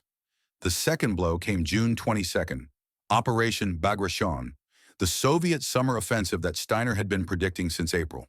The massive assault that Soviet intelligence had concealed through elaborate deception operations. The attack that German high command had convinced itself would come in Ukraine, because Ukraine made strategic sense, protecting Romanian oil, rather than in Belarus, where Soviet forces had been secretly concentrating for months. Steiner had warned about Belarus. His intelligence summaries in April and May had documented the Soviet buildup. Troop movements, supply concentrations, all the indicators of offensive preparation. High command had dismissed the evidence as deception, assuming the main blow would fall elsewhere. They were catastrophically wrong. Operation Bagration began at dawn on June 22nd, exactly 3 years after Germany invaded the Soviet Union. Soviet artillery bombardment of such intensity that entire German divisions ceased to exist as organized units within hours. Partisan attacks that cut every communication line throughout Belarus, leaving German commanders blind, unable to coordinate, unable to respond. Then breakthrough. Soviet tank armies punching through shattered defenses, racing into German rear areas, encircling entire corps before they could retreat. Deep operations doctrine executed with precision that matched anything Germany had achieved in 1941. Steiner monitored the disaster from his office, compiling reports that read like descriptions of Germany's own tactics being used against them, with overwhelming material superiority backing each move. Week 1, 12 German divisions destroyed, Soviet advances of 40 kilometers per day in some sectors. Army Group Center losing coherence, fragmenting into isolated pockets. Week 2, 28 German divisions completely eliminated, more than Stalingrad. Soviet forces advancing 350 kilometers in 14 days, faster than German advances in 1941. Week 3, Minsk liberated. Soviet armies approaching the Vistula River, Poland within reach. Army Group Center ceased to exist as an effective fighting force. By mid-July, the arithmetic were undeniable even to the most optimistic assessments. German casualties in Bagration, more than 300,000. 28 divisions destroyed, 17 more rendered combat ineffective. The entire center of the Eastern Front had collapsed. Klaus had been attached to Army Group Center in early June, an intelligence liaison assignment that should have been routine.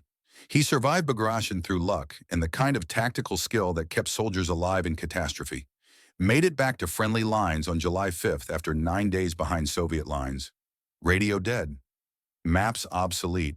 Navigating by dead reckoning and desperation. He reached Steiner's headquarters on July 8th, filthy, exhausted, carrying reports that made the official casualty estimates look conservative. "Sir," he stood in the doorway, swaying slightly. "Major Weber reporting." Steiner looked up from his casualty compilation and saw Jakob, saw his friend 30 years younger, aged by combat into something harder and more weathered, saw the cost of Bagration written in every line of the younger man's face. "Sit down before you fall down." Klaus sat. Steiner poured water from his canteen, passed it over, watched the young major drink with the desperate thirst of someone who'd spent days drinking from mud puddles and shell craters. "Your report," Steiner said quietly. "When you're ready." Klaus set down the canteen, pulled out a stained notebook, began reciting observations in the flat monotone of someone describing atrocity so enormous that emotion became impossible. "Army Group Center is gone. Not defeated. Gone. 28 divisions eliminated completely. I watched it happen. Soviet artillery preparation was beyond anything I'd seen before. More guns per kilometer than at Kursk. It didn't just suppress our positions. It obliterated them. Entire battalions ceased to exist before the ground assault began." He turned pages in his notebook. "Then breakthrough. Soviet tank armies moving faster than our retreating infantry. They'd position forces behind us, cut retreat routes, encircle entire corps. We'd wake up surrounded by enemies who'd move 50 kilometers overnight. Our operational tempo, the advantage we'd held since 1939, they've matched it, exceeded it, beaten us with our own doctrine backed by material superiority we can't counter. Casualties in your sector. My unit went into Bagration with 800 men. I brought out 73. Klaus closed the notebook. "Sir, you've been right about everything. The production ratios, the Soviet capabilities, the mathematical inevitability. I've watched it become physical reality. We're not losing battles, we're losing the war. And everyone on the front knows it even if high command won't admit it." Steiner made notes, adding Klaus's observations to his Bagration file. First-hand testimony from someone who'd survived the catastrophe. Evidence for the historical record. "The Führer's response to Bagration," he said carefully, "was to order that every foot of ground be held, that commanders who retreat without permission face court-martial." Klaus laughed, but there was no humor in it. "Sir, I retreated 300 kilometers in 2 weeks, not by choice, because staying meant dying surrounded. Half the officers who obeyed stand-fast orders are dead or captured. The other half learned that survival requires tactical judgment that sometimes contradicts strategic orders. That's mutiny. That's reality. You can execute every officer who retreats, or you can lose every officer who doesn't. Pick one." Klaus stood, steadier now. "Sir, Permission to ask a question outside proper channels? Granted. How much longer? You've been tracking the arithmetic since 43. You predicted Bagration would break through to Poland. You've been right about timeline and magnitude. So tell me, how much longer do we have? Steiner pulled out his latest projection, updated after Normandy and Bagration. The arithmetic that had become his constant companion, his burden, his responsibility to bear and document. Soviet forces will reach East Prussia by December. Warsaw will fall within weeks. It's already encircled. By January, Soviet armies will cross into Germany. By March, they'll reach the Oder River. By April, Berlin. He met Klaus's eyes. 10 months, maybe less. That's how long we have. And High Command? Still planning counteroffensives, still believing in miracle weapons, still refusing to accept that arithmetic determines outcomes regardless of will. Klaus was quiet for a moment. Then, "Sir, I need to go back. My battalion needs reconstitution, new assignment. I'll probably be sent to East Prussia or Poland. Defensive operations. Delaying actions." He paused. "If I don't make it back, and statistically, I probably won't, I want you to know. You made a difference. You taught me to see clearly, to understand that truth matters even when it can't change the outcome. My father would have appreciated that." Steiner stood, extended his hand, felt the calluses, the strength, the vitality of a young officer who'd survived 2 years on the Eastern Front through skill and luck that couldn't last forever. "Keep counting, Major. Document everything. If you survive and I don't, someone needs to tell this story honestly." "I'll do my best. You keep tallying, sir. Make sure the final numbers are accurate." Klaus left. Steiner watched him climb the stairs, wondering if that was the last time. Wondering how many more young officers would pass through his basement office before the arithmetic became complete, before the counting was finished. He returned to his Bagration assessment, added Klaus's testimony to the evidence file, then updated his projection model with the new data. Original timeline. Soviet armies reach Berlin, spring 1945. Post-Bagration timeline. Soviet armies reach Berlin, April 1945, possibly earlier. The arithmetic was accelerating.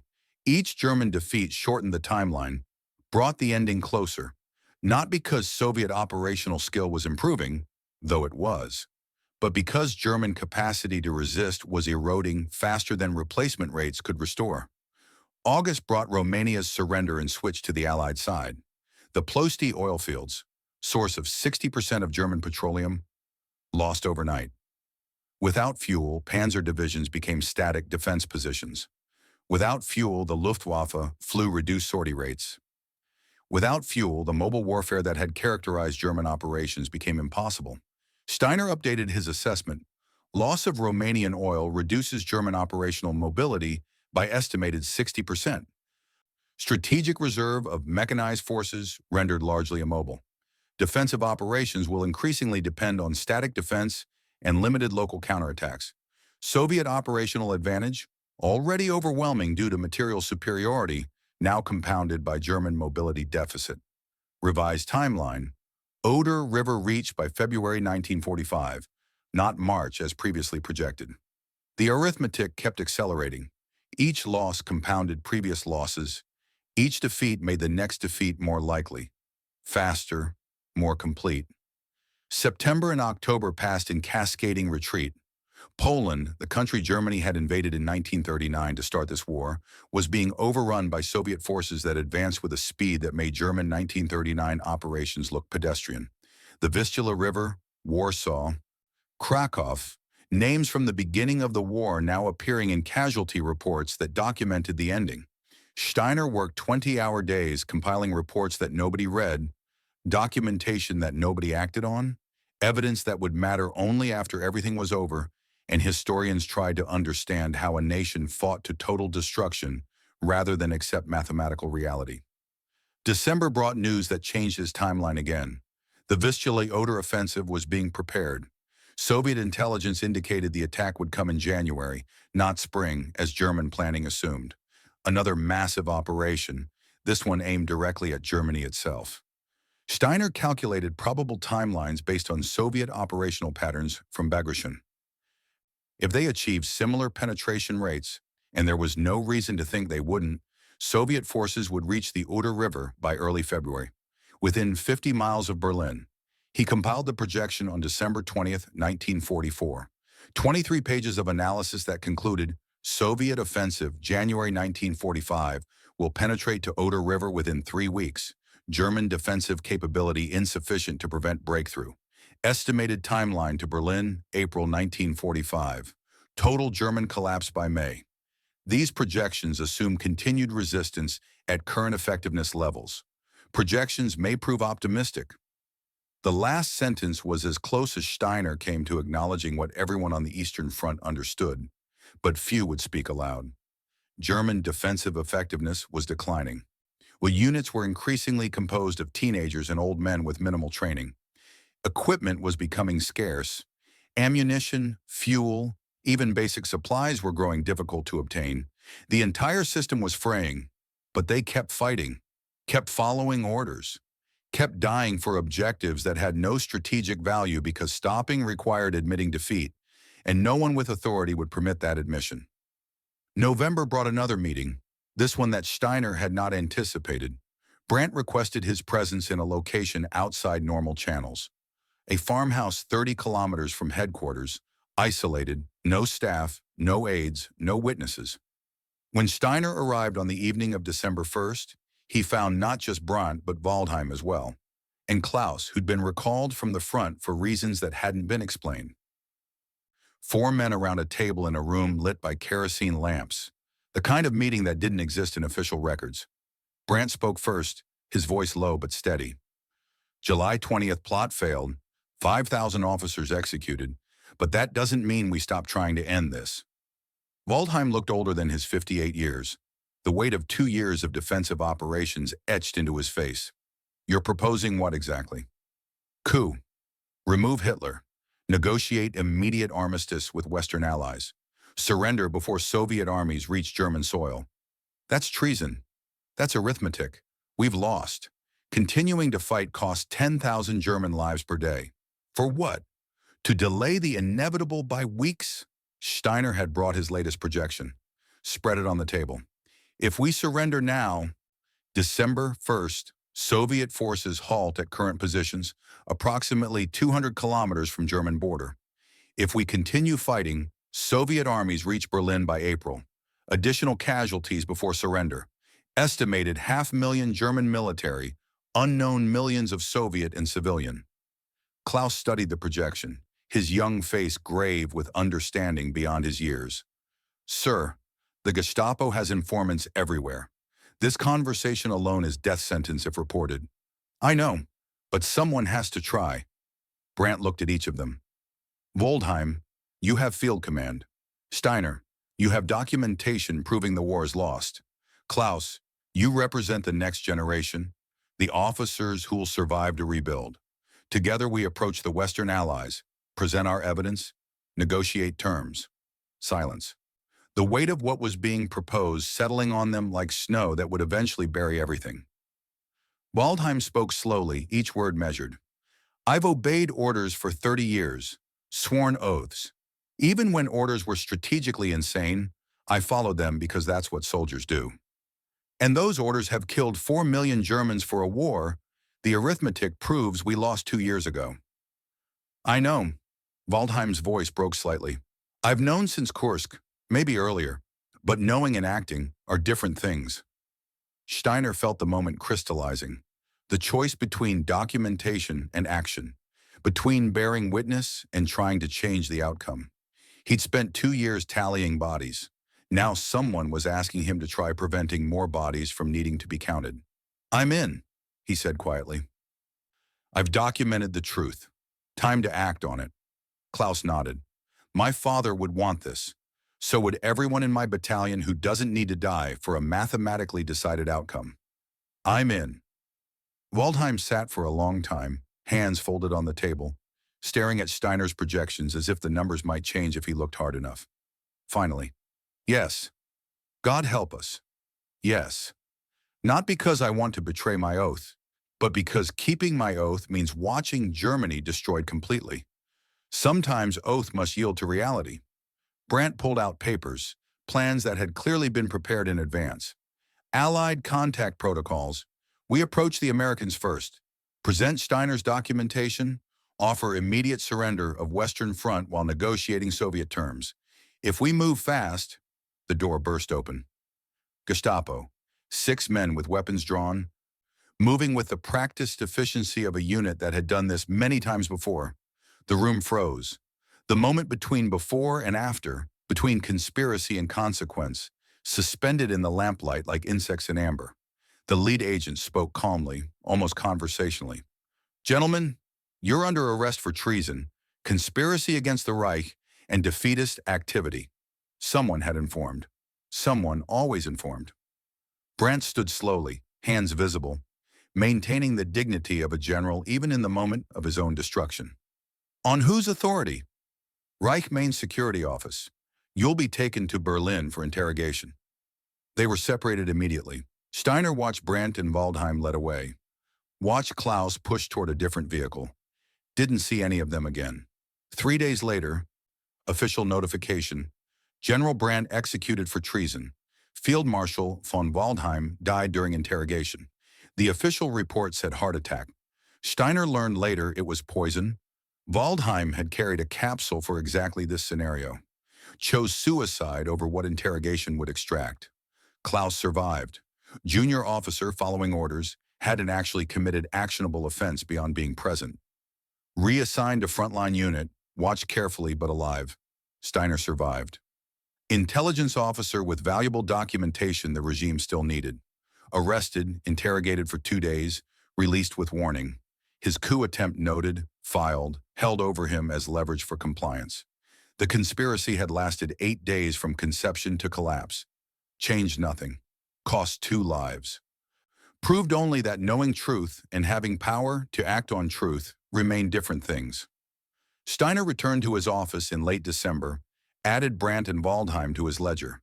2 more tallies for arithmetic that continued regardless of whether anyone tried to stop them. The war ground on. The counting continued. The numbers proved patient, inevitable, absolutely precise. And Steiner learned that trying to change the outcome, when trying failed, felt worse than just documenting the disaster, because now he knew what failure looked like, felt like, cost.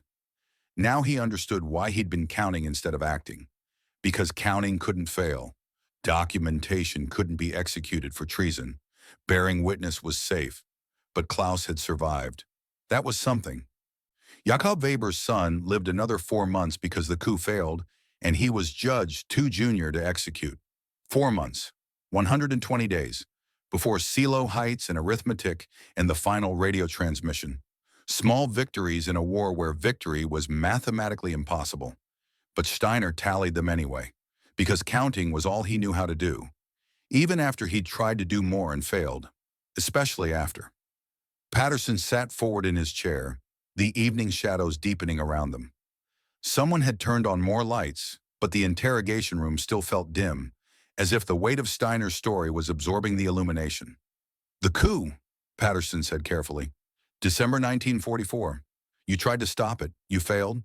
But Lieutenant Weber, Major Weber by then, survived. What happened to him? You said earlier he died at Seelow Heights in April 45, 4 months after the coup failed." Steiner's face remained impassive, but Patterson saw his fingers tighten on the water glass.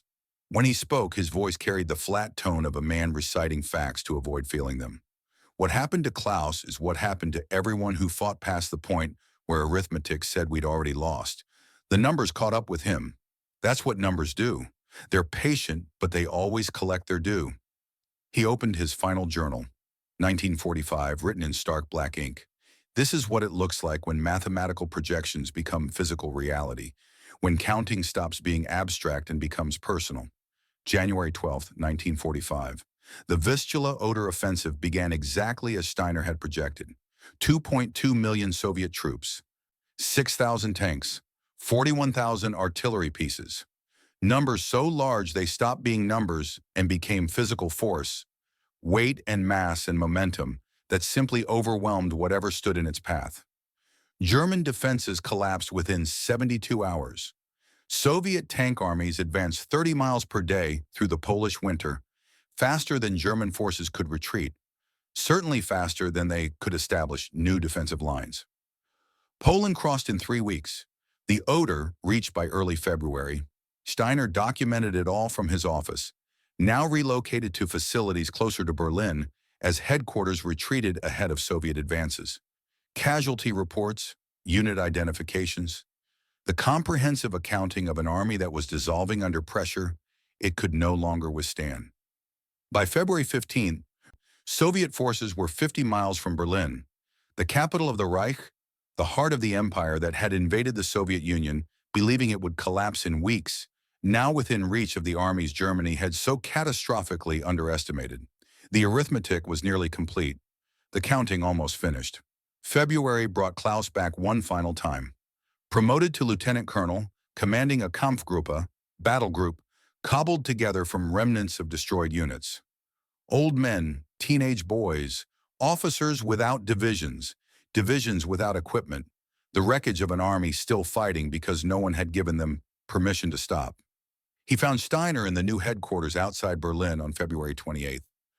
The young man who'd arrived at Steiner's basement office 2 years earlier, believing in German victory, looked decades older. Lines around his eyes that shouldn't be there at 26. Gray threading through his hair at the temples. The physical cost of command, of survival, of watching boys die for arithmetic that had already concluded against them. Sir, I'm being assigned to Seelow Heights, last defensive position before Berlin. When the final offensive comes, that's where they'll hit us. Steiner looked up from his casualty reports. Klaus wore the exhaustion of the Eastern Front, like a second uniform, something that couldn't be removed or cleaned or replaced. How many men in your Kampfgruppe? On paper, 800, actually? Maybe 300 combat effective. Average age of enlisted, 16. They issued us Panzerfaust yesterday, anti-tank rockets. Half my boys have never fired one. Most have 3 weeks training. Klaus sat down heavily. Sir, I need to know, honestly, what are we dying for? It was the question Steiner had been avoiding for 2 years. The question that had no good answer, only true ones. Time, he said finally. You're dying to buy time for civilians to evacuate, to let refugees flee west toward American lines instead of east toward Soviet occupation. You're dying because soldiers follow orders even when orders are mathematically pointless. You're dying because someone has to be the last to fall, and it happens to be you. That's not much of a reason.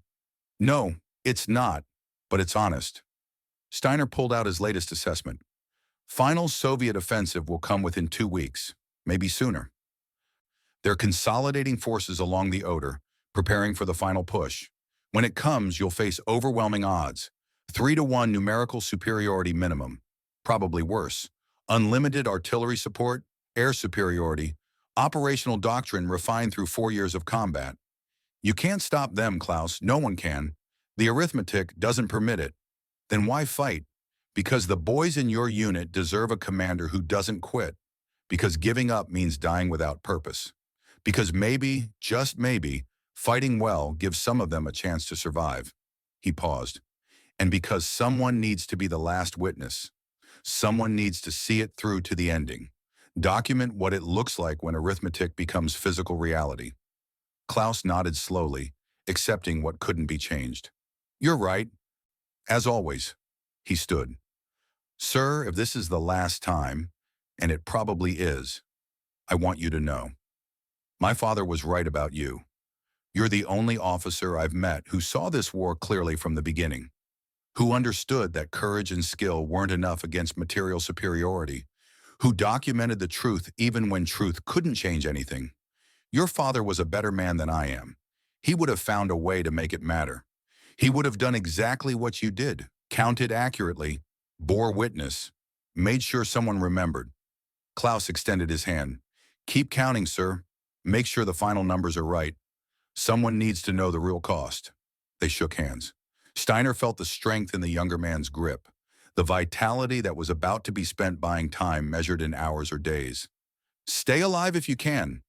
Klaus, the war needs witnesses more than martyrs.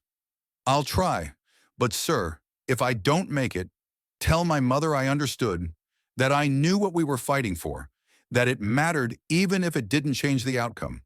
I will. Klaus left. Steiner watched him go, climbing stairs toward a command that would probably kill him within weeks. Jakob Weber's son, aged beyond his years, carrying the weight of soldiers who deserved better than they were getting, the last time Steiner saw him alive. April 16, 1945. The final Soviet offensive began. 2.5 million troops, 6,000 tanks, 41,000 artillery pieces. The accumulated weight of Soviet industrial capacity and 4 years of military development concentrated on a 50-mile front aimed at Berlin. Seelow Heights, the position Klaus commanded, was the last natural defensive barrier, the place where Germany would make its final stand before the capital fell. The battle began with artillery bombardment that lasted 4 hours, Soviet guns firing in coordinated patterns, walking shells across every German position, obliterating defenses that had taken weeks to construct. Then searchlights, hundreds of them, pointed at German lines to blind defenders as Soviet tanks advanced through the artificial dawn. Klaus's Kampfgruppe was positioned on the northern edge of the heights.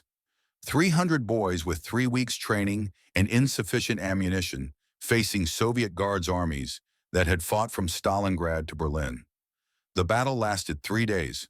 Steiner monitored it from Berlin headquarters, compiling reports that documented the final German stand with the same careful precision he'd applied to every battle since February 1943. April 19, day 3 of Seelow Heights. Soviet forces had broken through the main defensive line, were exploiting into German rear areas, encircling the remaining defenders. At 15:30 hours, Steiner's radio crackled to life. Klaus's voice, distant and static-laced, but recognizable. Raven 6 to Eagle Control. Final report for the count. Steiner grabbed the handset with hands that had remained steady through 2 years of war, but trembled now. Eagle Control. Go ahead. Sir, updating casualty figures for historical record. My Kampfgruppe entered battle with 294 combat effectives. Current strength, 6 personnel. Enemy pressure increasing. Position untenable. Request fire mission and covering artillery. Negative on covering artillery. Nothing available. The words tasted like ash, like failure, like all the truth that hadn't mattered. Understood. A pause, static, the sound of something exploding close enough to overload the microphone. Sir, the boys are asking questions. They want to know why we're fighting. What to tell them. Steiner closed his eyes, thought about Jakob, about all the young men who'd asked that question over 4 years of war, thought about arithmetic and production ratios, and the final accounting of a war that had consumed millions for an outcome that had been determined years earlier. Tell them they're buying time for others to escape. Tell them they're doing their duty. Tell them, his voice caught, the only time in 4 years he'd allowed emotion to compromise professional detachment.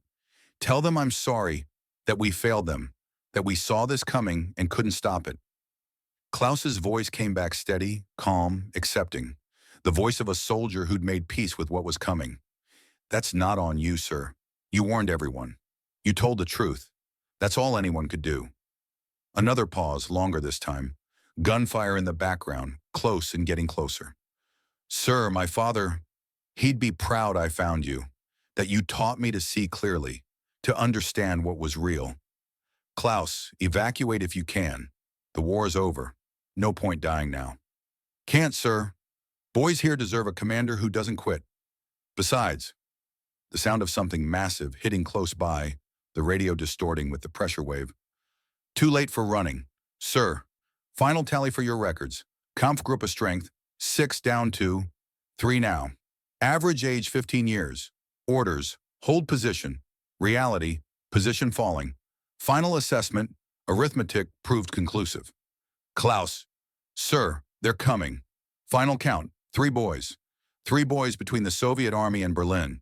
Tell my mother, tell her I understood, that it mattered, that someone had to be last. Static, the sound of small arms fire, very close. Voices shouting in Russian, then Klaus's voice one more time, almost lost in background noise, speaking quickly like a man who knows he's running out of seconds. Keep counting, sir. Make sure the numbers are... The transmission ended, just static. The empty hiss of a frequency with no one left to transmit. The same sound as Stalingrad, as every position that had fallen, as every unit that had been destroyed. The sound of silence where voices used to be. Steiner sat with the dead radio for 5 minutes. 10. 15. Just holding the handset, listening to static, waiting for something he knew wouldn't come. Finally, he set down the handset and made a notation in his log. His hands shook as he wrote, the careful script he'd maintained for 2 years deteriorating into something barely legible. Lieutenant Colonel Klaus Weber died Seelow Heights, April 19, 1945, age 26. Kampfgruppe casualties, 100%. Final transmission, 1537 hours. Last words, keep counting. He added the number to his casualty compilation. One more tally in the endless accounting. One more young officer who'd seen the truth and fought anyway, because someone had to be last. Jakob Weber's son. Dead at 26. Defending a position that couldn't be held, buying time measured in minutes, dying for arithmetic that had proven conclusive 2 years earlier. Steiner closed the log and sat in silence, listening to the distant thunder of Soviet artillery drawing closer to Berlin. The arithmetic was nearly complete, the counting almost finished. Soon there would be no more positions to hold, no more soldiers to count, no more war to document, just the final accounting and whatever came after. He sat there as the afternoon became evening, as the sounds of battle drew incrementally closer, as the world he'd documented for 2 years reached its mathematically inevitable conclusion.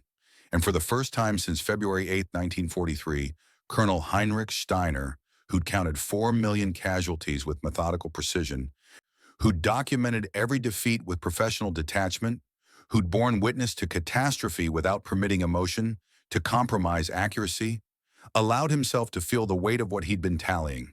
Klaus Weber, age 26. Last words, keep counting. The arithmetic was patient. The arithmetic was honest. The arithmetic was complete. But it hadn't counted this, the cost of being the one who survived to do the counting. April 25th, Soviet forces completed the encirclement of Berlin. The city was surrounded, isolated, doomed. The final act of a war that had been decided years earlier, playing out with mathematical precision. April 30th, Hitler committed suicide in his bunker. The man who'd refused every recommendation to accept mathematical reality, who'd chosen ideology over arithmetic, who'd fought beyond all strategic reason, was dead. The system had finally collapsed under its own contradictions. May 2nd, German forces in Berlin surrendered. Fighting continued in isolated pockets, but the capital had fallen. The mathematical endpoint had arrived. May 8, 1945. Germany surrendered unconditionally. From the last transmission from Stalingrad to the final surrender, 27 months. Exactly as Steiner had projected in his February 1943 assessment. The arithmetic had been patient, inevitable, absolutely precise. Steiner spent May 8th in his office, compiling the final accounting. The comprehensive casualty report that covered 4 years of war on the Eastern Front. German military casualties, 4.3 million dead. Soviet military casualties, estimated 11 million. Civilian casualties, both nations, uncounted millions more. Production totals, Soviet tanks 1941-1945, approximately 105,000. German tanks, same period, 46,000. Soviet aircraft, 137,000. German aircraft, 94,000. In every category, Soviet material superiority had grown from 2 to 1 in 1943 to nearly 3 to 1 by war's end. The final ratio had determined everything. Tactical excellence, operational art, individual courage, all had mattered, but none had mattered enough to overcome the simple arithmetic of production capacity and replacement rates. Germany had lost this war on February 8, 1943. Everything after had been arithmetic becoming physical reality. The counting made manifest in blood and ruins, and the endless accumulation of young men who died for calculations they couldn't change. Steiner wrote the final line in his journal. Final accounting complete. Total German casualties, Eastern Front, 4,287,000 dead. Soviet casualties, estimated 11,000 plus military, unknown million civilian, War concluded as mathematically projected February 1943. Timeline accurate within 2 months. Cause of defeat, material inferiority 3-1 sustained over 4-year period. Tactical skill insufficient to overcome production disparity. Strategic leadership refused to accept mathematical conclusion until physical collapse made refusal impossible. Documentation complete. Witness born. Count accurate. He closed the journal, filed it with the others. 4 years of careful record keeping. 4 years of bearing witness to a catastrophe everyone could see, but few would acknowledge. 4 years of tallying bodies and calculating ratios and documenting the truth that arithmetic determines outcomes, regardless of will or courage or belief. But the counting wasn't finished. Not quite. There was one more obligation, one more promise to keep, one more witness to face. June 1945, Bavaria. The address Jakob had written in his last letter 7 years earlier, before Moscow, before the Eastern Front had consumed him and eventually his son. Steiner stood outside the modest house, Klaus's final letter in his pocket, the one he'd carried since April 19th, waiting for the war to end before delivering what couldn't be sent through military channels during collapse. Frau Weber answered the door. 60-something, gray hair pulled back, eyes that had already mourned a husband and now waited to mourn a son. She knew before Steiner spoke. The past tense in his stance, in the careful way he held himself, told her everything. Frau Weber, my name is Heinrich Steiner. I served with your husband Jakob and your son Klaus. She knew, but she opened the door anyway, because knowing required hearing, and hearing required letting him speak. They sat in her kitchen. Coffee from real beans, a luxury in occupied Germany. She'd been saving it for news she knew was coming. When? She asked.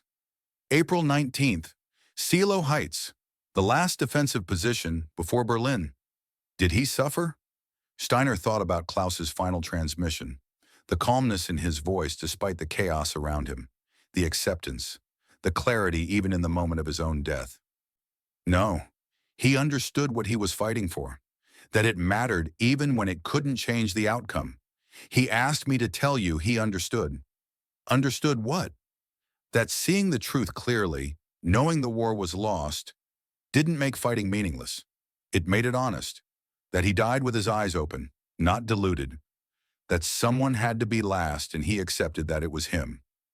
Steiner pulled out Klaus's letter, the envelope stained with dirt and sweat from his pocket. He wrote this the day before.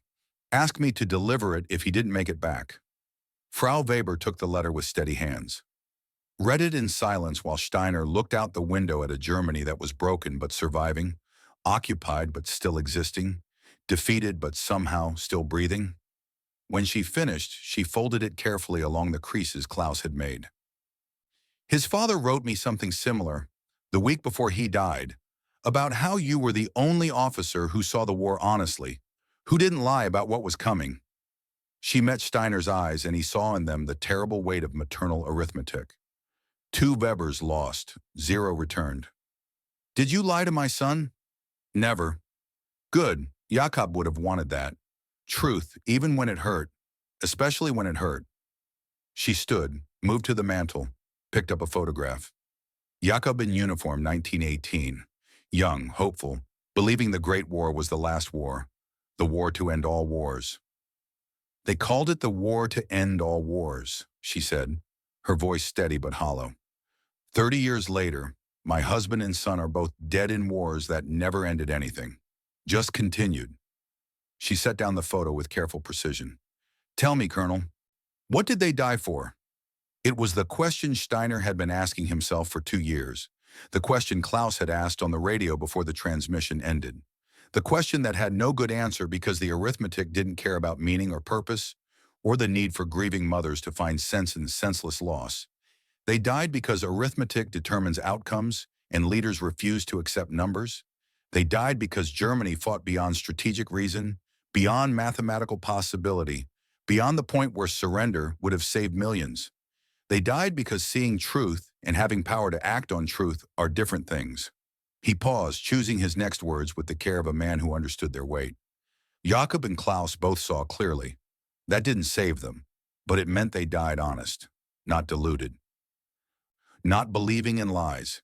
They knew what they were fighting for, even if what they were fighting for was just buying hours for others to escape. That's something. Is it enough? No, but it's all I can offer. Frau Weber nodded slowly, a gesture that acknowledged the inadequacy of truth when measured against loss. Then I'll accept it, because the alternative is believing they died for nothing, and a mother can't accept that, even when it might be true. Steiner left the house carrying the weight of that conversation. Two Webers, father and son, dead for a war that had been mathematically decided years before they fell, and one old woman who had to construct meaning from meaningless loss because the alternative was unbearable. He walked through Bavaria in the summer of 1945, Germany occupied and broken and somehow still existing, wondering if Frau Weber would read Klaus's letter again, if she would find comfort in knowing her son had died seeing clearly, if that understanding would make the loss bearable or make it worse. The arithmetic hadn't cared. The counting had continued regardless of understanding or meaning or comfort. 4 million deaths between February 1943 and May 1945. Klaus Weber was one number in that accounting. His mother's grief was not in the ledger, but Steiner had delivered the letter, kept his promise. That was something. Maybe not enough, but something. The Americans captured Steiner in May 1945, Wehrmacht colonel with comprehensive intelligence documentation spanning the entire Eastern Front. They recognized the value immediately. Not as a war criminal, his work had been analytical, not operational, and his records proved he'd warned against strategic mistakes repeatedly. Not as a collaborator, his documented coup attempt in December 1944 showed he'd tried to end the war. But as a witness, someone who documented everything, who could provide evidence for tribunals, who could help piece together what had actually happened in a war that had consumed millions. They offered him a choice: Soviet captivity or cooperation. The Soviets wanted all German intelligence officers for their own purposes. The Americans wanted the intelligence officers' records.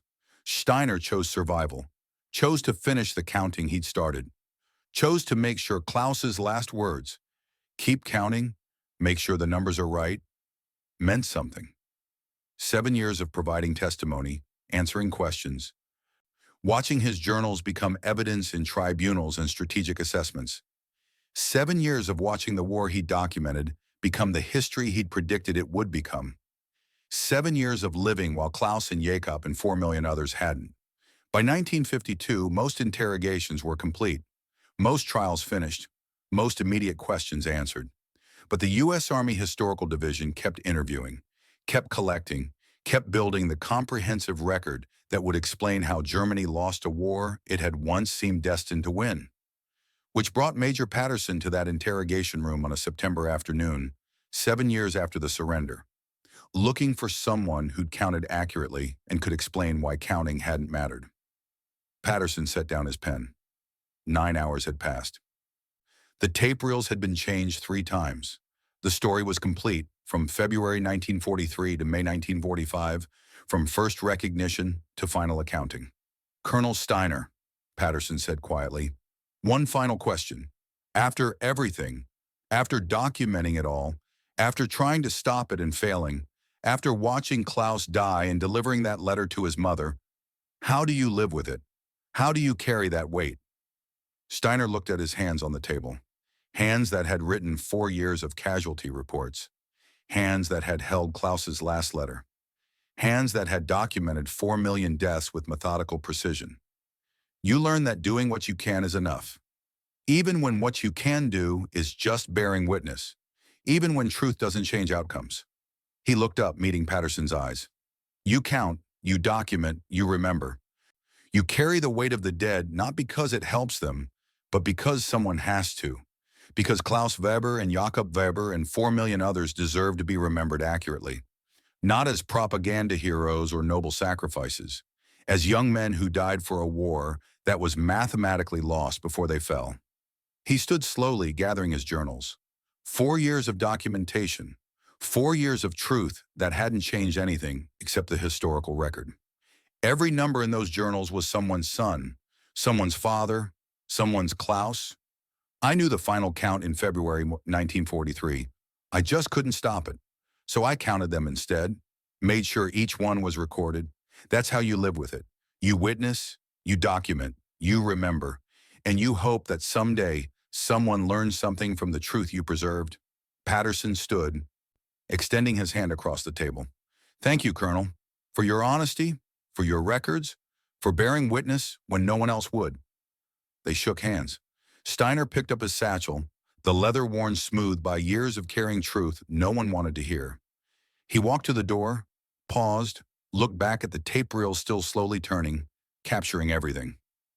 Major Patterson, one thing more. Steiner's voice carried a different weight now, the professional detachment stripped away. When you write this history, when you compile these testimonies into whatever document explains how we lost, remember that we weren't blind. We weren't stupid. We saw the arithmetic clearly. We just couldn't stop the machine. I'll remember. Steiner nodded once and left the interrogation room. Patterson watched him go. This colonel who'd counted his way through catastrophe, who'd documented disaster with methodical precision, who'd borne witness to the slow-motion suicide of a nation that chose ideology over arithmetic. The tape reels continued their rotation for another minute before Patterson reached over and pressed stop. The story was complete. The counting was finished. The truth preserved for whoever came after. Steiner walked through this September afternoon, 54 years old now, carrying journals that weighed nothing physically and everything historically. 7 years since Klaus died. 7 years since Jacob's sacrifice was completed in his son's death. 7 years of surviving while better men hadn't. He'd kept his promises, delivered Klaus's letter to his mother, preserved the records for future historians. Counted accurately until the arithmetic was complete. Born witness when witness was all anyone could offer. It wasn't redemption, couldn't be redemption because the dead stayed dead, regardless of documentation. But it was honest. And in a war where truth had been the first casualty and arithmetic the final judge, honesty was all he'd ever had to give. The counting was finished, the arithmetic complete, the truth preserved. 4 million Germans and 11 million Soviets had died for a war that production ratios had decided in February 1943. Klaus Weber was one of them. Jakob Weber was one of them.